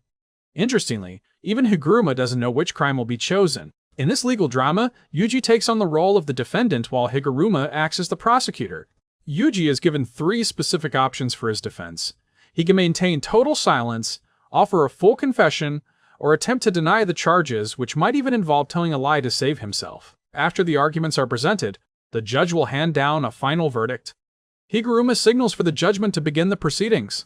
Instantly, an indictment against Itadori Yuji is announced to the court. The charge states that on May 16, 2017, the defendant, Yuji Itadori, entered a red and black pachinko parlor, an adult gambling den filled with steel balls at a time when he was still underage. Because he was under 18 at the time, this was a clear violation of the law.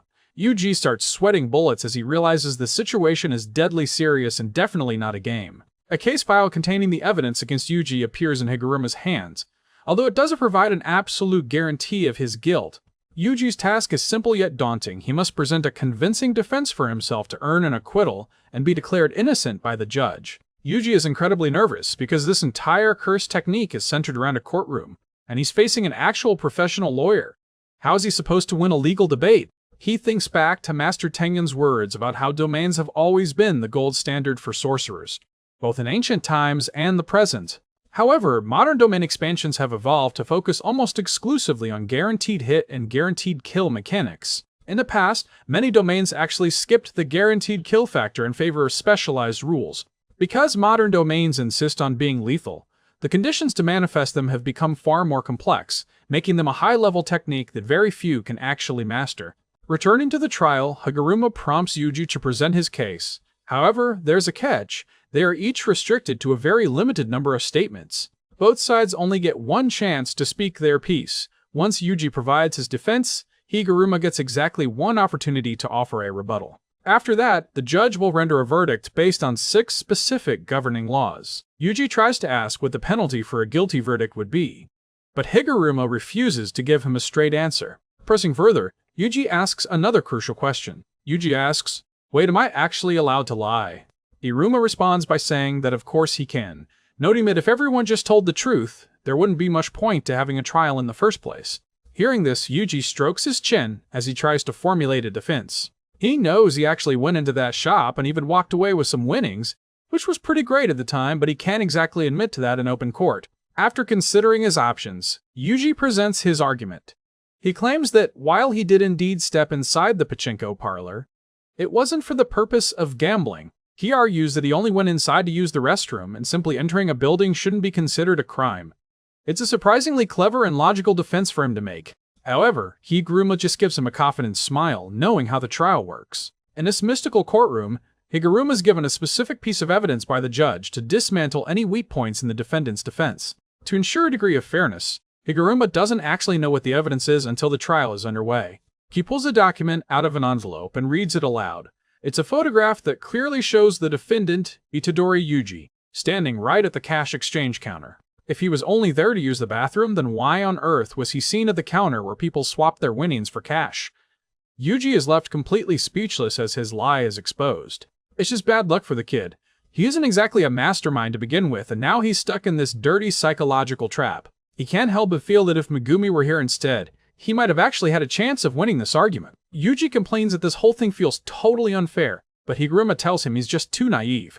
While gambling itself is a crime, the photograph only proves he was at a currency exchange counter, which law doesn't strictly regulate in that specific context. He points out that Yuji was only a suspect at that point, and he could have avoided the whole mess with a better strategy. Higuruma explains that all Yuji really had to do was flatly deny the accusation by saying he didn't even know which shop they were talking about. It's easy for a high-powered lawyer to say that, but Yuji isn't exactly a legal expert who knows how to exploit those kinds of loopholes. The gap in their knowledge of the legal system is just too massive for Yuji to overcome on his own. Ultimately, the judgment delivers a guilty verdict, and the supernatural courtroom instantly dissolves, returning them to the original theater setting.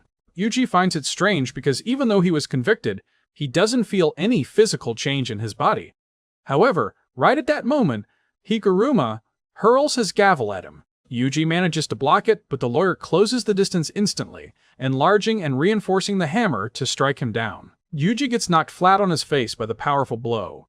After taking that painful hit, he finally starts to realize that something is seriously wrong with his status. While the shifting size of the hammer is a problem, the real issue is that Yuji can no longer concentrate or use his cursed energy. Without giving Yuji a chance to recover, Higuruma praises his natural durability while continuing his relentless assault. He swings the gavel with his right hand, and even though Yuji dodges, Higuruma uses his cursed energy to manifest a second hammer in his left hand to follow through. Yuji is repeatedly knocked back by the force of the attacks. Higuruma is truly a legal genius who passed every single law exam on his very first attempt. Despite his intelligence, what's truly special is the latent sorcerer talent dwelling within him.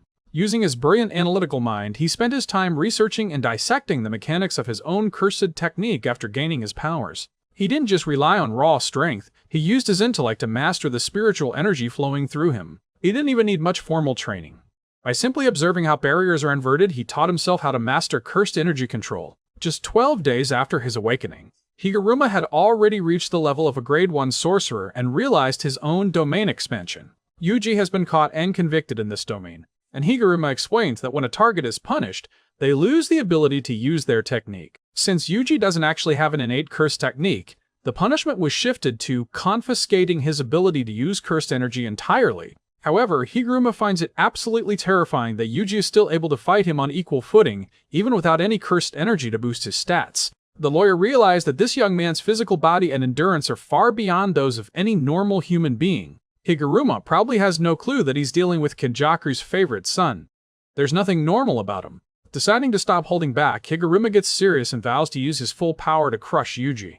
The two of them engage in a fierce battle as Higuruma demonstrates his ability to manifest and modify his gavel on the fly.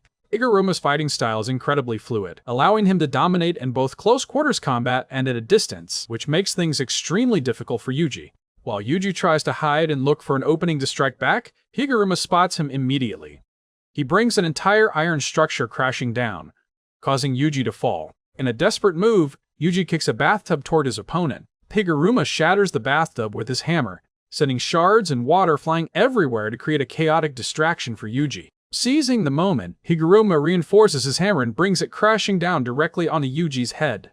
Even though Yuji is incredibly tough, these repeated heavy blows are starting to take their toll. He knows he can't keep this up forever and needs to get his cursed energy back to survive. He needs to find a way to counter Higuruma's overwhelming pressure. Yuji racks his brains, searching for any possible loophole in the rules of the judicial cursed technique. He suddenly requests a second trial or retrial of sorts. Instantly, Higuruma's domain is reactivated, pulling them both back into the supernatural courtroom to face a new set of charges. Yuji is immediately hit with a much more serious accusation. This time, he is suspected of carrying out the mass massacre in Shibuya on October 31st, 2018. Unlike his previous attempt to defend himself, Yuji confesses to the crime without a second thought. It's clear that the events of that night still haunt him deeply, and he carries a massive weight of guilt in his heart. He feels responsible for the tragedy, even though it was Sukuna who actually committed the acts using his body. The judgment immediately hands down the ultimate sentence, death for Itadori Yuji. The hammer in Higuruma's hand undergoes a transformation, becoming the executioner's sword. With the most serious crime on his record, Yuji has nothing left to lose but his life. And now his opponent has an even deadlier weapon. This new sword has a lethal potency that far exceeds any physical strike, and trying to block it with bare hands would be suicide. Higuruma is well aware that anyone struck by this blade is destined for the afterlife without exception. However, deep down, Higuruma starts to feel a strange sense of empathy toward Yuji. He begins to understand the flaws and struggles that the boy is dealing with. He sees that Yuji's shortcomings are similar to those of the victims and criminals a lawyer like him encounters every day. Everyone has a dark side and personal failures, no matter how noble their intentions might be. Higuruma tells Yuji that even if he tries to kindle a small flame to find some light, it won't be enough to drive away the overwhelming darkness that surrounds him. He warns that the darkness will eventually consume him from within. This perspective is why Higuruma previously refused to become a judge and preferred being a lawyer. He feared that if he were the one passing judgment, his own dark side might lead him to make terrible mistakes. But right now, things are different, and Higuruma claims he no longer cares about those moral dilemmas. He believes he has the right to decide who lives or dies simply because he has the power to enforce it. Yuji knows that charging in without any cursed energy is a certain death sentence. To buy some time, he kicks several rows of theater seats into the air, creating a visual distraction and a blind spot that allows him to maneuver. To add to the confusion, Yuji hurls his jacket to bait Higuruma's attention while he circles around from another direction to deliver a finishing strike. Higuruma suddenly hesitates, his mind flashing back to the moment Yuji confessed to the crimes without any hesitation or attempt to hide the truth. It was a rare moment where Higuruma didn't see a shred of deceit or soul-deep filth in a person, and he found that to be something truly worth treasuring. It turns out that Higuruma actually has the ability to see the evidence inside the case files beforehand. He's genuinely shocked that Yuji took the blame when the evidence clearly showed that Sukuna had forcibly taken over his body to commit those acts. Legally speaking, Yuji was completely innocent of those charges. At that exact moment, a massive punch from Yuji connects, sending Higuruma flying across the room. While lying on the ground, the lawyer cites Article 39 of the Penal Code, explaining that Yuji isn't guilty because he lacked any conscious awareness or control over his actions at the time. Furthermore, the fact that Yuji fought so hard to regain control of his body only proves his innocence even more. Higuruma firmly declares him not guilty. Yuji is completely stunned, wondering how this random lawyer could possibly know so much about his struggle with Sukuna. However, those details don't seem to matter much in the heat of the moment. Yuji still blames himself, feeling that his own weakness is a crime in itself. He's also curious as to why Higuruma chose to deactivate his curse technique in the middle of their fight. It turns out that the lawyer managed to rediscover his original self and his values while battling Yuji. The two of them finally sit down together to talk. As Yuji puts his jacket back on, the conversation takes a more serious turn. Higuruma looks at Yuji and asks him if he has ever truly felt the desire to kill someone. Without any hesitation, Yuji simply looks back and says, "Yes, I have." While these two are chatting, Higuruma decides to give Yuji a hand by adding a new rule to the game. It's rule number 10, which officially allows players to transfer their points to whoever they want. Of course, this point transfer has to be considered a specific modification of rule number 8. Fortunately, Kogane gives rule 10 the green light, and right after that, Higuruma hands Yuji a single point to get things moving. This means for the next 19 days, they won't have to stress about having their curse technique stripped away, as long as they don't change their score. Higuruma starts to walk away, and even though Yuji tries to get him to stay, the older man refuses, claiming that being around Yuji just makes him feel disgusted by his own actions. He reveals that his remaining 2 points actually came from taking out a judge and a prosecutor during a previous trial. Because of that guilt, he plans to turn himself in the moment this whole game finally wraps up. Switching gears back to Megumi's situation, Reggie is still over there trying to wrap his head around Kenjaku's true intentions and future moves. However, the logic is so convoluted that it's nearly impossible to predict. That's why Reggie is focused on recruiting the most powerful sorcerers he can find. He wants a squad that can collectively defend their scores and potentially increase them even further. But wait. Megumi points toward the girl standing behind them and asks why on earth Reggie would even bother recruiting someone like her. It turns out she serves as perfect bait to lure other victims in, so Reggie decides to keep her around for a little while longer. Megumi can't even find the words to respond to her sheer innocence and naivety. Then Megumi gets straight to the point and asks Reggie if their group's total score adds up to 100 points yet. Reggie confirms that they definitely have enough, and that's when Megumi decides he's just going to rob them of everything. Naturally, that kills any chance of a peaceful negotiation, and the two sides immediately jump into a brutal fight. Out of nowhere, a young guy lunges from behind to catch Megumi off guard with a surprise attack. Right before the blow connects, the kid manages to slip into the shadows and launch a counterattack of his own. Meanwhile, Divine Dog lunges straight at Reggie. Megumi survives the initial burst, throws his opponent down a floor, and summons Naoya to finish the guy off for good. Surprisingly, Megumi decides to let the girl go, telling her that he better not see her face ever again. On the other hand, Divine Dog isn't quite so lucky this time around, as Reggie manages to land several nasty stabs right into the poor pup's muzzle during the heat of the moment. Megumi was actually holding back his true power because he didn't want to kill them, he just wanted to secure the group's points for himself. After all, stealing points from others is way faster than trying to farm them manually. However, Reggie warns him that if Megumi keeps fighting without the intent to kill, he's the one who's going to end up dead. Right as he says that, an eyeball drops from above and triggers a massive, terrifying explosion right in Megumi's face. The culprit behind the blast finally shows himself, Hazenoki Irie, a man currently sitting on 35 points. His curse technique is incredibly gruesome as he rips off his own body parts and transforms them into high-yield explosives. Even though Megumi is tough as nails and manages to survive, he's found himself in a seriously desperate situation. To make matters worse, Remi, the girl Megumi was just trying to protect, suddenly turns and attacks him. She manipulates her hair like a weapon, aiming directly for the head of the Fushiguro. Megumi's patience finally hits rock bottom. He grabs her by the hair and slams her face first into the ground for being so incredibly foolish. Reggie launches another strike, using something that looks like ordinary paper but instantly transforms into gasoline. Iori follows up by blowing up his own teeth as projectiles. The combination of gasoline and explosives creates a raging inferno. Luckily, Megumi's reflexes are still sharp enough that he manages to dive into a nearby room just before the blast consumes everything, earning him some grudging respect from Reggie and Iori. Despite being tricked by Remi multiple times already, Megumi still goes out of his way to save her once they are inside the building. He's honestly showing a lot of restraint here given how many times she's tried to backstab him throughout this entire encounter. He gives Remi a stern warning, telling her that the last explosion could have easily killed both of them and that those guys clearly view her life as completely worthless. He tells her to get lost as she understands, but Remi seems to have totally lost her grip on reality. She continues to frantically attack Megumi regardless of what he says. She demands that Megumi tell her he'll protect and love her, exactly the way Reggie promised he would. At this point, the clan head realizes this woman is just a pathetic, cheap tool. He regrets wasting his breath on her, thinking he should have never listened to a sob story from someone like her. Suddenly, the guy Megumi had thrown out of the building earlier reappears out of thin air. His name is Hari Chizuru, and he's packing a solid 28 points. Megumi realizes he's being completely surrounded now. It's a 4-on-1 situation, which is incredibly tense. But he has no choice because he needs those points to save his sister. Just as he's about to risk everything, Kogane pops up to announce the brand new rule that Higuruma just added. A cold, chilling smile spreads across Megumi's face.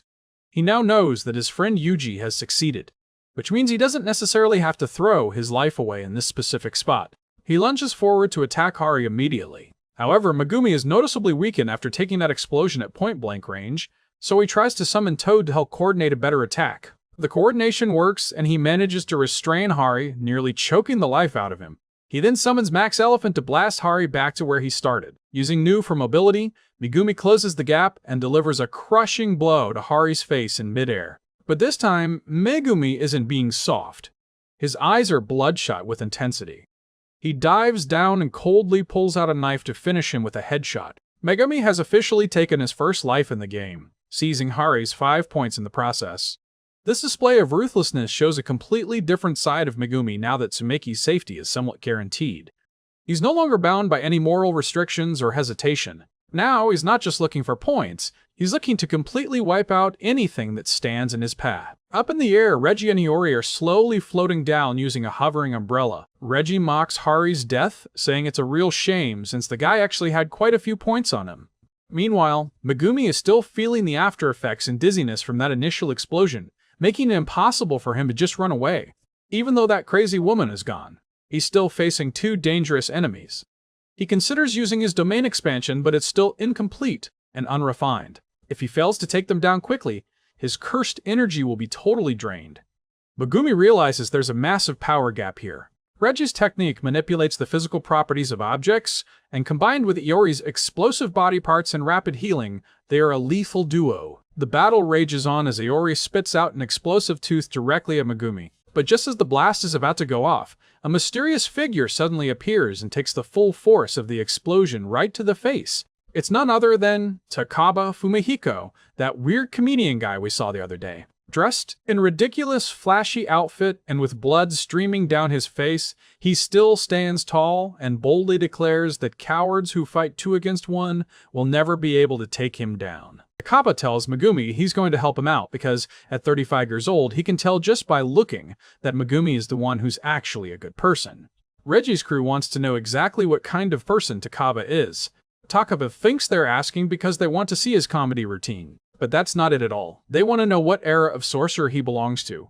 Regardless, Takaba insists they must want to see his act, and he prepares to give them a show. Takaba immediately launches a preemptive strike using a wordplay joke that is so incredibly dry and lame it's almost meaningless. The entire scene seems to shatter, and the battlefield freezes over. Reggie, Iori, and even Megumi are left standing there with completely blank expressions, trapped in a deadly and awkward silence. But you should never ever piss off a comedian when their performance is being ignored. Megumi feels like this older guy is a bit like Todo, whereas Todo judges people by their taste in women. Takaba seems to decide the fate of his enemies based on their sense of humor. Iori's indifferent attitude is exactly what triggers an explosive rage inside Takaba. Without hesitating for even a split second, Takaba lets out a roar and delivers a thunderous kick right to Iori's face, sending him flying. The sheer combat power and terrifying amount of cursed energy coming from this clown starts to increase, creating an insane bloodlust that even makes Reggie sweat through his clothes. Taking advantage of the total chaos, Megumi manipulates his shadow technique to suddenly appear, hoping to snatch Reggie's bird, but the old fox is quick enough to back away and dodge. Afterward, Megumi double-checks the info on Yuji and Higuruma once more, to be absolutely certain that Yuji successfully added the point transfer rule. The massive weight on Megumi's heart is finally lifted. He coldly turns his back, intending to drop the fight and just leave the barrier behind. However, Reggie lets out a roar, his bloodlust boiling over as he refuses to let such a valuable prize, and all those points slip through his fingers. A silent, split-second agreement is made through eye contact between these two unlikely teammates. Takaba will take care of Iori, leaving the stage open for a fair one-on-one duel between Megumi and Reggie. Megumi tells him that, if possible, he should try to grab the points before the guy kicks the bucket.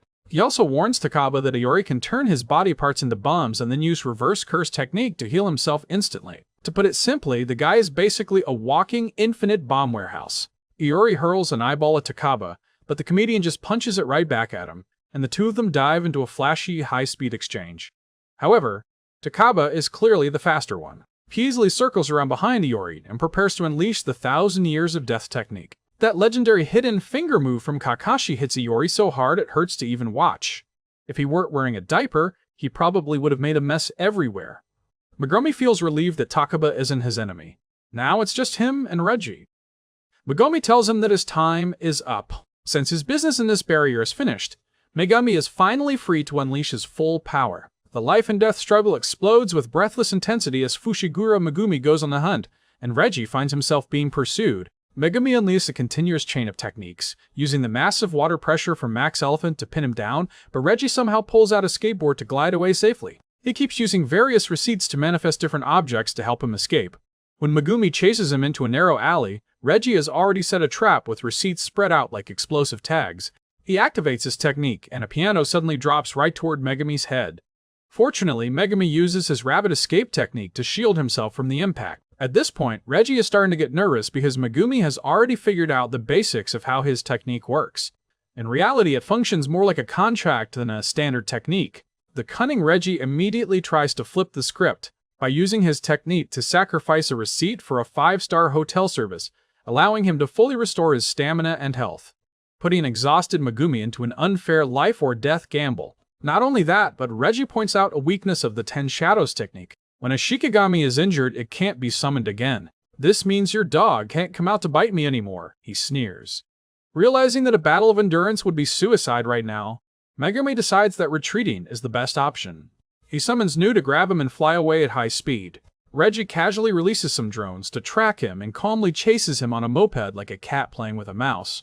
Just as Megumi ducks into a dark gymnasium to catch his breath, 2 massive trucks suddenly ram through, threatening to crush everything in their path. Even though he struggles to dodge and escape the collision, he still takes the full brunt of a follow-up attack from Reggie that leaves him dazed and reeling. As his vision starts to blur, Reggie lunges in, but Megumi manages to draw his sword and block it just in time.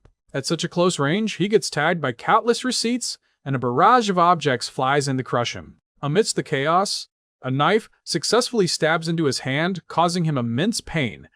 It's hard to tell how long Reggie has been collecting these things, but he has an insane amount of receipts. The truly terrifying part isn't just that he can recreate objects like Shikigami, but that he can actually issue commands to them. After all, a knife doesn't just fly on its own. Ignoring the insults, Megumi mutters about the complexity of a domain. He's tried multiple times, but still hasn't been able to overlay layers of imaginary space onto the real world perfectly. However, using his sharp intellect, Megumi decides to use the gymnasium itself as the physical foundation for his domain. A surge of thick, distorted black pressure suddenly erupts from beneath his feet, signaling the activation of his domain expansion, Chimera Shadow Garden. Reggie is completely stunned, never imagining that Megumi was a sorcerer of such high caliber. Megumi mocks him, saying he never actually said he couldn't use a domain. Yeah, things are about to get really serious now that the domain is finally out. The very moment Megumi's domain manifests, Reggie-Star is caught off guard, but his reflexes are absolutely top tier as he instantly deploys the hollow wicker basket. His goal?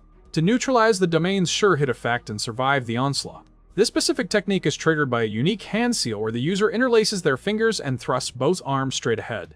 It's a classic anti-domain move, and honestly, he pulled it off just in the nick of time. True to its name, the hollow wicker basket creates a spherical defensive barrier that looks like a woven cage enveloping the user. This technique works by neutralizing the domain's barrier that's been infused with a curse technique, effectively shutting down the guaranteed hit. Feeling untouchable, Reggie starts talking some major trash to Megumi, convinced he's won the tactical exchange.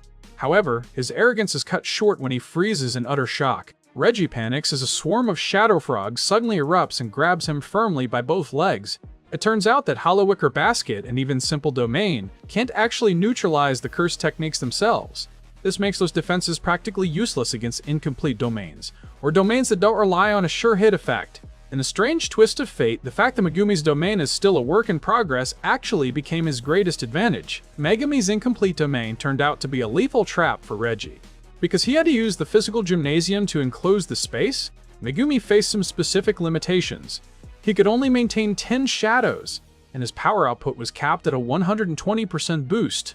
With a cold, piercing gaze fixed on Reggie, Megumi taunts him, basically saying, "Hey you dog, let's see you keep that same energy now and keep barking." Without giving him a second to think, Megumi launches a relentless assault alongside his clones and frogs. Heavy punches rain down from every single direction, leaving Reggie dazed and struggling to stay conscious. After being battered for a while, Reggie manages to materialize 4 knives from his receipts. But while his hands are busy dealing with the weapons, his face is left completely wide open for a counterattack. Megumi seizes the opening, and one of his clones delivers a brutal elbow strike that absolutely mangles Reggie's face. It's at this moment that Reggie realizes why there's no sure hit effect. The clones are physical entities created before they even strike him. As he struggles to keep it together, he starts panicking, fearing that if Megumi summons Max Elephant to spray water, his precious stash of receipts will be ruined. Reggie knows that if his receipts get soaked, they'll be neutralized and he'll be a sitting duck. Luckily for him, Megumi hasn't realized this weakness yet. Taking a gamble, Reggie pulls out 3 specific receipts. Megumi instantly recognizes the danger those receipts represent and reacts immediately, calling upon Nue in a desperate attempt to destroy them before they can fully manifest. Unfortunately, Megumi is just a second too slow. 3 massive trucks materialize and crash down into his domain. The sheer weight is astronomical, crushing down on Megumi until his knees buckle under the pressure. Watching this unfold, Reggie realizes his tactical intuition was spot on. He finally understands the secret. The very floor of this domain is actually Megumi's shadow itself. Since the floor is Megumi's shadow, it allows him to store and retrieve objects, and even himself, whenever he wants. It's an incredibly versatile ability. However, Reggie notes that Megumi has only been using a basic sword as a cursed tool, leading him to 2 possible theories. First, maybe the storage space is too small, limiting what Megumi can carry or how many clones he can sustain. The second theory is much more grim. Megumi actually has to physically bear the weight of everything stored within his shadow. After testing this with the 3 trucks, roughly 2.4 tons of weight, Reggie confirms his second theory is correct. Now brimming with confidence, Reggie assumes Megumi is too weighed down to summon any more shadows to the battlefield. Reggie thinks he's won, but Megumi remains remarkably calm. He asks Reggie if he's forgotten something crucial. Even if the domain is incomplete, it's still a domain, and the ceiling above them is also part of his shadow. In an instant, Max Elephant appears from high above, unleashing a massive torrent of water that comes crashing straight down onto Reggie's head. Reggie collapses under the crushing weight as the water completely ruins his collection of receipts. Megumi lets out a defiant laugh, challenging Reggie to see who hits the floor first. Megumi is currently enduring a staggering 40 Gs of force from the weight of those trucks. To put that in perspective, it's 5 to 6 times more G-force than a normal human can possibly survive. To stop his blood from pooling in his lower extremities, Megumi crouches low and floods his body with cursed energy to reinforce his muscles, focusing heavily on his legs. Meanwhile, Max Elephant is exerting between 3 to 6 tons of direct pressure. Reggie is at his absolute breaking point, physically unable to withstand the immense load being forced upon him. The weight is so extreme it actually snaps Reggie's shins and heel bones. Both fighters are under enough pressure to be crushed to death at any second. Trapped in this nightmare, Reggie curses himself, thinking that if he had just added one more truck, he would have won. He's soaking wet and broken, but don't count him out yet. He still has one final, powerful ace up his sleeve. Reggie is desperate enough to consider his ultimate trump card. He briefly contemplates diving into Megumi's own shadow to hide, hoping he can activate his technique from within the darkness itself and turn the tables on this exhausted sorcerer. He quickly realizes that hiding in the shadow is a suicide mission. If Megumi dies while Reggie is inside, he'll be trapped forever. Plus, he has no idea what's actually inside that void. If it's filled with liquid, he might drown, and he's not ready to bet his life on that. Instead, Reggie tries to endure the crushing weight while attempting to fire off his cursed technique one more time. Before he can even finish his move, Reggie slips and falls directly into the shadow floor of the domain. In there, there's no resistance and no oxygen, just an infinite, terrifying descent into the dark. Megumi waits patiently, making sure Reggie is completely submerged and incapacitated within the weightless void of his shadow.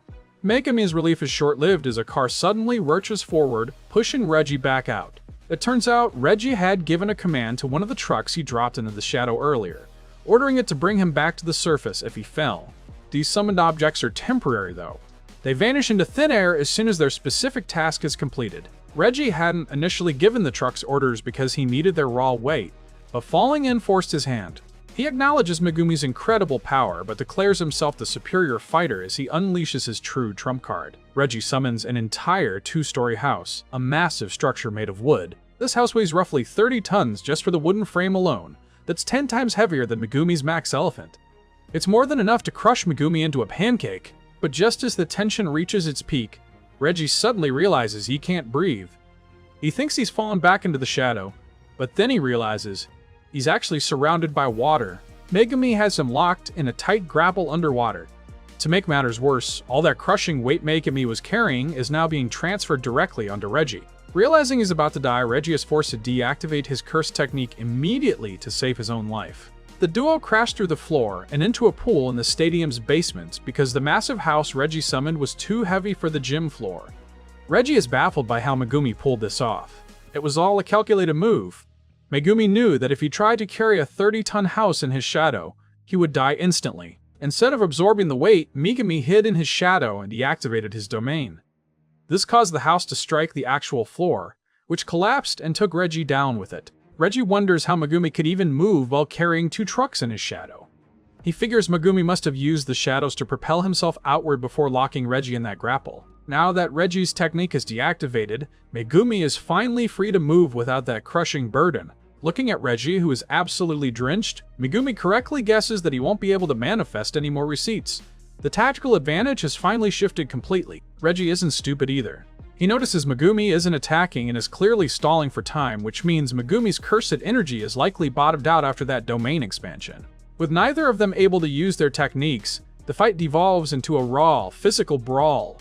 Both are desperately trying to outmaneuver the other for one final, fatal strike. Being an ancient sorcerer, Reggie is surprisingly skilled in hand-to-hand combat. Megumi grits his teeth, wondering how this guy can still fight so effectively with broken bones. But just then, Reggie is struck by a lethal blow. He gasps in terror, unable to comprehend how that dog could possibly have appeared out of nowhere. It turns out, Divine Dog, Totality delivered the finishing strike. Megumi points out that Reggie severely underestimated his Shikigami. It wasn't going to be taken out by a few simple knives. As blood pours out and his eyes go glazed, Reggie muses that perhaps all jujutsu sorcerers are just a bunch of liars. Losing to a mere kid clearly stings Reggie's pride. As he lies there dying, he asks Megumi if the whole plan wasn't just to hide, but to deliberately lure him into this specific trap. He's looking for one last piece of the puzzle before he goes. Megumi confirms it. Our potential man had it all planned out because he knew he couldn't just fly away with Nu. Before passing away, Reggie transfers all his points to Megumi since he was the one who defeated him. However, Reggie leaves Megumi with a parting curse, saying that fate will toy with him before eventually finishing him off. Megumi stands as the victor with the mountain of points. but he's troubled. The details Reggie gave about Kenjaku's plan don't match what Master Tengen told them. A dark thought crosses his mind. Could Tengen be working with Kenjaku? He's trying to piece together the inconsistencies. Judging by Reggie's reaction to the mention of Tengen before he died, Megumi isn't entirely sure what to believe. Meanwhile, elsewhere in the colony, the fight between Takaba and Hazunoki has been raging the whole time. Hazunoki launches a massive attack that completely levels the roof of a high-rise building. Hazunoki leaps from the smoke, hoping he's finally ended the fight. But then, Takaba hilariously pops up right next to him. He jokingly tells Hazunoki that he failed, but encourages him to keep up the good work, because his opponent, meaning Takaba himself, is just that tough. Hazunoki is completely baffled. Takaba hasn't just survived multiple explosions, he looks like he hasn't taken a single scratch, despite technically dying 5 times over. What's weirder is that Takaba healed without using reverse curse technique. Hazunoki's confusion is cut short when his Kogane announces that Reggie's star has been eliminated. Shocked by the news of Reggie's defeat, Hazunoki decides he's done and walks away. Takaba follows him, literally begging for points, but Hazunoki just tells him to get lost or die. Basically, Takaba's curse technique is insane. It allows him to manifest anything he finds funny into reality. Takaba's ability is said to rival even Satoru Gojo's power, yet the man has absolutely no idea he even has a curse technique. It's probably for the best. If he ever thought a meteor falling on his head was a hilarious comedy bit, it would be game over for everyone.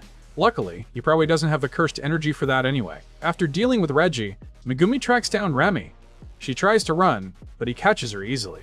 For a moment, it looks like Megumi is losing his cold Zen'in persona and returning to his true self. Actually, it's the memory of his sister Sumiki that brings his conscience back to the surface. Megumi decides to spare Remy for the umpteenth time before finally collapsing from total exhaustion. Suddenly, a light shines down from above as the angel Hana Kurisu descends, seemingly appearing to help the fallen Megumi.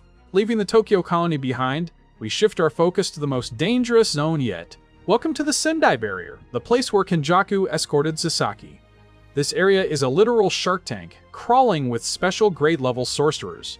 First, we have Dhruv Lakdawala with 91 points.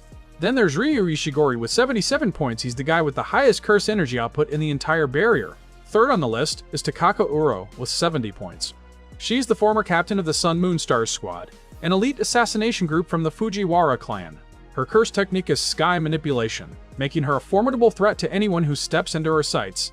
The fourth powerhouse is a bit different, a special grade cursed spirit released by Kenjaku. It's a giant cockroach named Kururushi with 54 points. These 4 special grades have been locked in a tense 4-way deadlock, each respecting the other's space to maintain a fragile balance of power. But that balance is about to be shattered by a genius teenager with unmatched resolve. He enters Sendai alone and immediately breaks the deadlock by taking out the top point holder. That's right, it's Yuta Okkotsu. Just 3 months after the night parade of 100 demons, Yuta has already reclaimed his special grade status, ranking second only to Satoru Gojo himself. Yuta is a once-in-a-generation genius. Unlike the bloodthirsty maniacs who join the Culling Game just for the sake of slaughter, Yuta Okkotsu enters the fray carrying a psychological burden of earth-shattering proportions. His brilliant mind is constantly running the numbers, calculating a path to secure exactly 400 points to implement 4 vital new rules. He feels he must systematically eliminate ruthless killers like Dhruv to prevent them from ever leaking out into the defenseless world beyond the barriers. Since every other colony is likely swarming with similar threats, a rule allowing communication and travel between barriers has become absolutely essential. Following the traumatic events of Shibuya, Yuta knows deep down that his friends are exhausted and broken. Because of that, he has returned with a fierce resolve to shoulder the heaviest burdens and endure the most bitter battles alone, shielding his comrades from further pain. Hidden deep within his intense gaze is a sacred vow made to his mentor. Yuta is determined that Gojo will never have to stain his own hands by killing a dear friend ever again. He is perfectly willing to bloody his own hands to ensure his teacher can finally find some semblance of peace, all while hunting for those 400 points to rewrite the game's laws. After taking down the old sorcerer Dhruv, Yuta moves forward to reassure everyone. He tells the bystanders they are safe now and urges them to evacuate immediately. However, his moment of calm is shattered by an eerie, jarring sound echoing through the air. It turns out that Dhruv's death acted as the final trigger, breaking the shackles that held back the monstrous cockroach spirit, Kururushi. Having just awakened from its long hibernation, a ravenous and insane hunger has transformed this creature into a literal meat-grinding machine. Tens of thousands of cursed cockroaches erupt like a sickening black tide, carrying a terrifying bloodlust as they begin to devour innocent civilians. Yuta draws his sword in a desperate attempt to save them, but against a swarm of billions, the victims face a truly gruesome end. In the midst of this stomach-churning horror, Yuta shouts a command to Rika, telling her to smash the overpass to halt the swarm's advance. While Rika blocks the path to protect the people, Yuta imbues his katana with massive cursed energy and delivers a wide slash that vaporizes a massive chunk of the swarm. Looking at the giant cockroach boss that just arrived, Yuta finds himself with a massive headache. He never expected to face such a repulsive opponent here. He jokes to himself that if he'd known, he would have brought a dozen cans of bug spray to save himself the trouble. His Kogani informs him that this player is Kurorushi, a special-grade cockroach spirit released by Kenjaku. The monster draws its festering life blade and lunges forward, looking for its next meal. Without wasting a single movement, Yuta executes a precision strike that severs Kurorushi's arm clean off.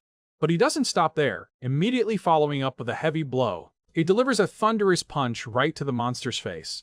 Yet, if a regular house cockroach is hard to kill, the special-grade version is on a whole different level. Yuta stays on the offensive, landing a powerful slash that pins the creature deep underwater. Realizing it's outmatched, the cockroach spirit summons its massive swarm of minions for backup. Even in this high-pressure situation, facing down a terrifying sea of insects, Yuta remains calm. Yuta's tactical mind continues to calculate every detail with extreme precision. He's acutely aware that two powerful observers are watching this fight from above. He knows Kurorushi is a cursed spirit, and that he could end this instantly by using reversed curse technique to pump positive energy directly into its body, just as he once did during his confrontation with Itadori. However, he has no intention of revealing his trump card so early in the game. He wants to keep the secret weapon hidden from the prying eyes of the other high-level players. Simultaneously, he refuses to recall Rika from a protective duty, prioritizing the safety of the civilians above his own convenience. Standing in the pampas grass, Yuta faces two swirling roach cyclones and jams his sword deep into the earth. He unleashes a massive burst of cursed energy, creating a vortex that obliterates the swarm and carves through the two bug soldiers. Suddenly, their bodies secrete a foul fluid that splashes into Yuta's eyes, severely blurring his vision. Sensing an opening, the cockroach spirit lunges with its blade to take Yuta's life, but he's not about to let a bug take him down. He is a special grade after all. Yuta effortlessly parries the incoming strike with his own blade. However, the moment their weapons clash, 5 holes suddenly erupt in Yuta's left shoulder as parasitic insect curses burst forth from within his flesh. Seeing his opponent wounded, the cockroach spirit seizes the opportunity and delivers a brutal horizontal slash across Yuta's torso. Believing its prey has finally fallen, Kurorushi rushes in triumphantly to devour him whole. What the monster fails to realize is that cornering a special-grade sorcerer is the most fatal mistake it could ever make in its cursed existence. Yuta reaches out and firmly grips the monster's hideous head.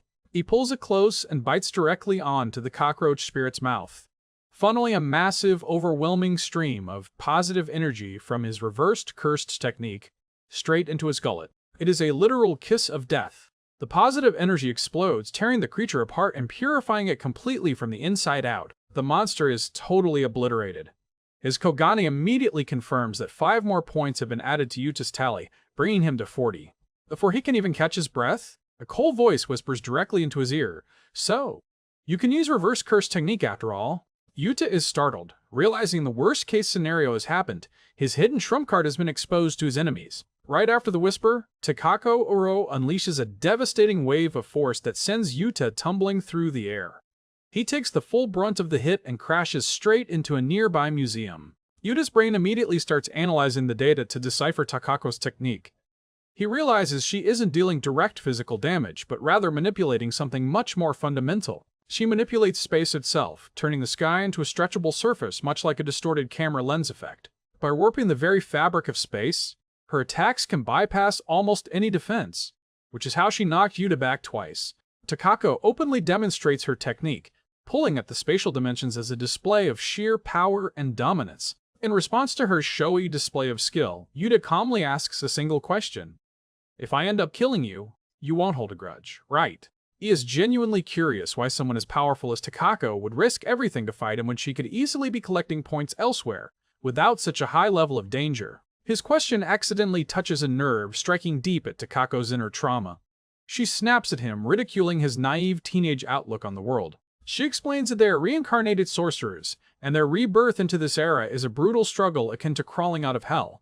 They are forced to grind for points relentlessly just to survive under Kenjaku's sadistic rules. Yuta pushes back, condemning Takako's extreme selfishness. He calls her out for living 1,000 years only to cling to personal grudges while treating human lives like disposable trash. Insulted to her core, Takako loses all self-control and lunges at him, screaming a name filled with pure hatred. She accuses him of being a member of the Fujiwara clan, lumping him in with those she detests. She screams, "What would you or your kin ever know about it?" Yuta tries to break free, but he's trapped in the spatial distortion she's created. At the height of their tension, a third player named Ryu Ishigori decides to join the party by firing a massive blast of cursed energy. Ryu aims to take them both out at once. Takako quickly uses her spatial manipulation to shield herself using the sky. Yuta, on the other hand, takes the world-shaking cannon blast head-on, an attack that levels a massive area.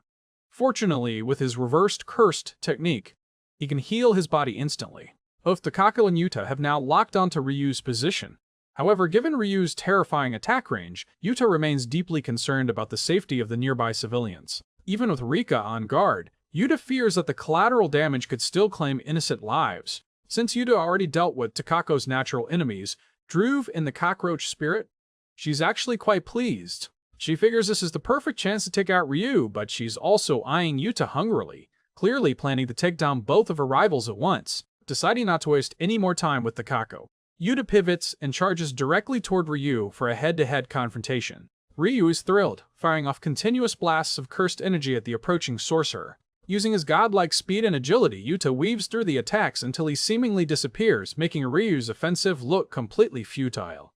Ryu's excitement quickly turns into disappointment. Ryu grumbles to himself, complaining that Yuta is being a total buzzkill. However, this gourmet of battle soon realizes that Yuta used the very craters Rika created earlier to maneuver around the heavy fire and close the gap for close-quarters combat.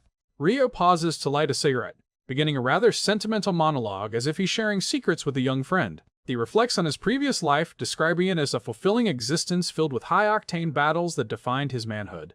He reminisces about beautiful women he met and the slow, elegant meals he once enjoyed, painting a picture of a man who lived his life to the fullest. If you asked him if he had any regrets, he'd tell you not at all. Yet, deep within this proud warrior, there's always been a gnawing, bottomless hunger. Ryu uses a bitter metaphor. His life was like a cigarette that only tastes sweet at the very end, or a magnificent feast that was missing only the most important part, the dessert. As his voice trails off, a terrifying killing intent radiates from Ryu's eyes. Sensing the immediate danger, Yuta quickly assumes a defensive stance. Right on cue, Ryu charges at Yuta with lightning speed, initiating a brutal and explosive hand-to-hand brawl that shakes the surrounding area. Every punch Ryu throws is packed with cursed energy that explodes like an artillery shell, forcing Yuta to work up a serious sweat. During the exchange, Ryu unleashes a burst of energy that knocks Yuta back, followed immediately by a signature cannon blast. Yuta manages to dodge just in time, but Ryu is already closing in with a barrage of strikes. Yuta is no pushover, though. He counters every single move perfectly, eventually locking Ryu into a chokehold that forces Ryu to use raw strength to slam Yuta against the wall. The sheer force of their cannon fire collapses entire buildings as the fight rages on. Yuta's hand takes a direct hit and is injured, but thanks to his mastery of reversed curse technique, he heals the damage almost instantly. The two combatants eventually land on some train tracks. Since Yuta lost his sword earlier, he grabs a piece of scrap metal to use as a makeshift weapon against Ryu. However, the iron bar only blocks a few shots. Once Ryu wraps up his cursed energy, the metal is easily melted away. To get close, Yuta is forced to navigate through a relentless hail of high-powered blasts. In such a confined space, Ryu strategically unleashes a maximum output attack that is so powerful it even messes up his own hair. While Ryu is busy fixing his pompadour, Yuta launches a counterattack, kicking Ryu into the air and following up with a heavy punch to the face. Ryu responds by detonating his cursed energy. Even though Yuta manages to block it, he is still blasted backward. Waiting for him as he flies back is none other than Takako Uro. She doesn't aim for his body, but strikes the fabric of space itself. She unleashes a move called Thin Icebreaker that slams down with immense pressure. Ryu, seeing a woman interrupt what he considers a duel between men, is absolutely furious and fires a massive blast directly at her. Tako is prepared. She uses her spatial warping to bend Ryu's attack and reflect it right back into his face. She adds an insult to the injury, telling him to shut his mouth. For the first time in his life, the man with the highest cursed energy output in history is forced to taste the bitterness of his own medicine. As Takako gloats over her success, Ryu turns his attention back to Yuta. The prolonged nature of this three-way war has clearly begun to drain Yuta's stamina. Ryu calculates that after fighting the cockroach spirit, Takako, and himself, Yuta must have exhausted his reserves by using reversed curse techniques so many times. Since healing consumes massive amounts of energy, Ryu smugly declares that the boy's reserves must finally be hitting rock bottom. He looks visibly disappointed, his metaphorical hunger acting up because he feels Yuta is now like an empty bakery closing shop. But these ancient sorcerers have made a massive miscalculation. Yuta is far from finished. Yuta decides there's no longer any need for secrecy. He slides his engagement ring onto his finger, and his usual gentle expression vanishes, replaced by a gaze of absolute dominance. He utters a whisper that carries enough power to shake the entire Sendai barrier. "Come to me, Rika. Give me everything you've got." The Queen of Curses has officially entered the battlefield, ready to dish out some serious pain to anyone who dared to claim her beloved was out of energy. Both Takako and Ryu are frozen in pure, unadulterated shock as the atmosphere shifts. They watch in disbelief as Yuta's cursed energy reserves instantly refill to the brim. It turns out that even after Rika's soul passed on, her cursed spirit shell remained with him. However, there's a catch. It's only when he connects via the ring that he can fully manifest Rika, replenish his energy, and gain access to his full arsenal. He can even use copied techniques, which sounds incredibly overpowered, right? That's exactly why there's a strict limitation on this godlike state. Yuta can only maintain this peak power for exactly 5 minutes. Rika opens up her vast armory of cursed tools and asks her darling which one he'd like to use today. Yuta simply chooses a pair of ultra-thin gauntlets to equip on his arms. The duo is now ready for a high-speed blitz to end this within the 5-minute limit. While Rika's movements distract Takako, Yuta covers his mouth, looks her dead in the eye, and calmly commands, "Don't move." The realization of what's happening hits her instantly. Seeing the snake and fanged seal of the Inamaki clan, a chill runs down Takako's spine.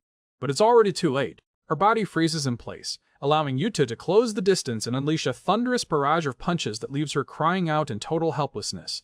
Watching from a distance, the ever-hungry Ryu Ishigori gets excited. Ryu can't resist joining the chaos and charges in as well. Rika tosses Yuta like a projectile straight at Ryu. Now armed with his cursed tool, Yuta clashes directly with Ryu's attack, nearly overwhelming him. A furious Takako recovers and warps space to attack, even managing to deflect one of Ryu's blasts back at him for good measure. Next, Rika and Yuta team up to tag team Takako. Although her spatial manipulation is tricky, it's no match for Rika's sheer ferocity, which leaves her battered and numb. Ryu jumps back into the fray, turning the encounter into a chaotic multi-front war. Ryu decides to step it up, firing off blasts that curve through the air to surround his targets. The complexity of the attack surprises even Yuta. Meanwhile, Takako manages to knock Rika back before tearing the sky itself, creating a massive crushing force that exerts incredible pressure on everyone. We learn that Takako was once the leader of a group of elite assassins serving the Fujiwara clan from the shadows. She gave them everything. She discarded her identity to serve them, only to be betrayed and used as a scapegoat, forced to take the fall for crimes committed by the clan. As she screams out her resentment, she is shocked to see the movement of certain Shikigami nearby forming a familiar attack pattern that wounds her in a way she recognizes all too well. It was the technique of the old man, Druve. In that moment, Takako finally realizes that Yuta Okkotsu's innate technique is mimicry. The battle reaches a stalemate until Ryu shouts for everyone, "Shut up," claiming words are useless now. A terrifying aura erupts from all three monsters simultaneously. At that exact moment, they all decide to activate their trump card, Domain Expansion. 3 separate domains are cast at once, creating a massive clash of barriers. Within this collision, the sure-head effects of their techniques cancel each other out. However, both Ryu and Takako have a clever secondary motive for this move, knowing how much of a threat Rika is. The two ancient sorcerers silently agree to keep her outside the domain barriers at all costs. Just before the domains fully formed, Ryu delivered a massive punch that sent Rika flying 20 meters away. Driven by her obsessive desire to protect Yuta, Rika begins to scream in a blind rage. She shrieks, "Give Yuta back to me!" while clawing at the barrier. Just as the triple domain clash reaches its peak tension, a horrifying voice pierces the air. "I love the taste of iron," it says. Suddenly, cockroaches begin to swarm once more. Kurorushi has somehow returned from the dead. Before Yuta delivered that lethal kiss earlier, the hibernating cockroach spirit had actually managed to reproduce asexually when the parent body died. The massive amount of cursed energy generated by Japan's collective fear of cockroaches flowed into the offspring, allowing Kururushi to be perfectly reborn in an instant. If a single domain is complex, imagine the instability of 3 overlapping at once. Between the internal pressure of the clashing spaces and the external intrusion of the reborn Kururushi, the spatial structure inevitably fails. All 3 domains shatter into millions of pieces. In the middle of this total chaos, Yuta's tactical mind is still moving at light speed. He instantly realizes that Takako is paralyzed with fear because Kururushi is her natural predator. He sees a golden opportunity in the middle of the breakdown and decides to capitalize on her momentary weakness. Yuta pulls her straight into the path of the giant cockroach. Without missing a beat, Kururushi bites her arm clean off. Rika doesn't let the opportunity go to waste and immediately snatches up the severed limb. Blood sprays everywhere as Tako screams in agony. Seeing her in such a pathetic state, Ryu shows no mercy whatsoever. He coldly declares that her time in the game is over, saying, "That's enough, Yuro. You weren't invited to this feast anyway." The gourmet fires a massive granite blast, knocking her out instantly. While Ryu is busy finishing off Takako, Yuta doesn't just stand around. He easily dispatches the cockroach spirit once again. He uses a reversed curse technique to kill it effortlessly, proving that he could have ended the monster whenever he wanted. As the dust and smoke finally settle, the chaotic battlefield has been cleared of everyone except the 2 strongest contenders left standing. Ryu points a finger at Yuta, his eyes burning with an intense lust for battle. He signals that the main course is finally served. The Sendai battlefield transforms into a heavy artillery duel. Yuta holds out his hand, gathering cursed energy for a massive explosion. It's only when Rika is fully manifested that Yuta can access such immense output. Even so, Yuta's energy output still can't quite match Ryu's record-breaking historical levels. Yuta decides to go all in, charging his energy to fire before Ryu can reach his peak. After 400 years of waiting for this metaphorical dessert, the look of pure joy in Ryu's eyes is enough to make anyone's heart melt. They are both giving it their all. The 2 massive cursed energy cannons collide with a world-shattering roar, creating a catastrophic explosion. Facing that terrifying pressure, instead of being afraid, Ryu lets out a roar of pure ecstatic joy, his face twisting into a manic grin. The battle reaches a whole new level of intensity. Rika adds to the chaos by firing her own shockwave of energy, which Yuta uses as cover to close the distance at high speed. Ryu remains unfazed, arrogantly claiming that Yuta's attacks have weakened since the domain expansion. He prepares his final finishing move. But for warriors at this level, arrogance is often a death sentence. Just as Ryu is about to end it with a powerful granite blast, Yuta reaches out and literally grabs the fabric of space, warping the attack and sending it spiraling into the sky. Finally, Ryu's brain catches up to the reality of the situation. He realizes with shock that the spatial manipulation Yuta just used belongs to Takako. Ryu initially thought Yuta was just a cursed speech user, but he finally understands that Yuta's innate ability is actually mimicry copying others' techniques. He wonders about the conditions, then remembers the moment Rika ate Takako's severed arm. That was the key to unlocking the spatial technique. Without wasting a single millisecond, Yuta closes in and delivers a devastating thin icebreaker, the move he just stole from Takako directly into Ryu's gut. The countdown has finally reached its end. The 5-minute link between Yuta and Rika is about to expire.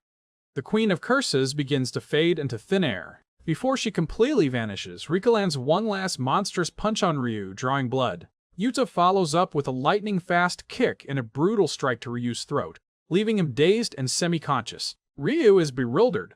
Even after going all out, Yuta's cursed energy still seems to be an endless, bottomless pit.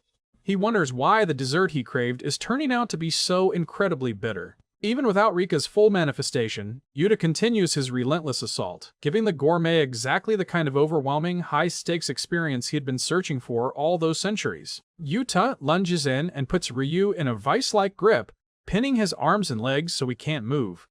Suddenly, the granite blast that Yuta had warped into the sky earlier finally loops back around. With pinpoint accuracy, Ryu's own massive fireball rains down directly onto his own head. Ryu is forced to consume the very dessert he had prepared for Yuta.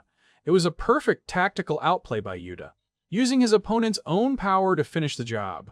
As the dust clears, Ryu lies defeated among the ruins of Sendai, his forehead bloodied. Remarkably, there is no anger or bitterness in his expression at all. He actually thanks Yuta for finally satisfying the gnawing hunger he felt for 4 centuries. The gourmet savors the feeling and says, "Now, I'm full." As the sun sets, the terrifying battle ends with an absolute victory for Yuta Okkotsu. It's a complete and decisive win that would make the entire world tremble in fear of the boy. while Sukuna is remembered as a cruel natural disaster that trampled over everything. Takako mockingly calls Yuta too sweet. Despite his godlike power, Yuta chooses not to kill Takako and Ryu. However, Yuta's compassion isn't just mindless naivety, and Ryu soon realizes the truth with a smile. The brutal beating Yuta handed out wasn't just for show, he calculated exactly how to keep them alive so he could collect their points. By the end, he walks away with a massive haul of 190 points. Meanwhile, news reaches us that Maki has also joined the fray as events unfold across the other barriers. Before she leaves, Takako gives Yuta a chilling warning about a looming disaster that cares for nothing and no one. This brings a close to the first major chapter of the Sendai Colony arc. The tension is at an all-time high as the pieces for the next stage of the Culling Game are set on the board. Stay tuned to see how the other sorcerers fare in their respective colonies as the stakes reach a boiling point. The legend of the special grade sorcerer Yuta Okkotsu is only just beginning to unfold in this deadly game of survival. Don't go anywhere, because the real chaos is just about to start.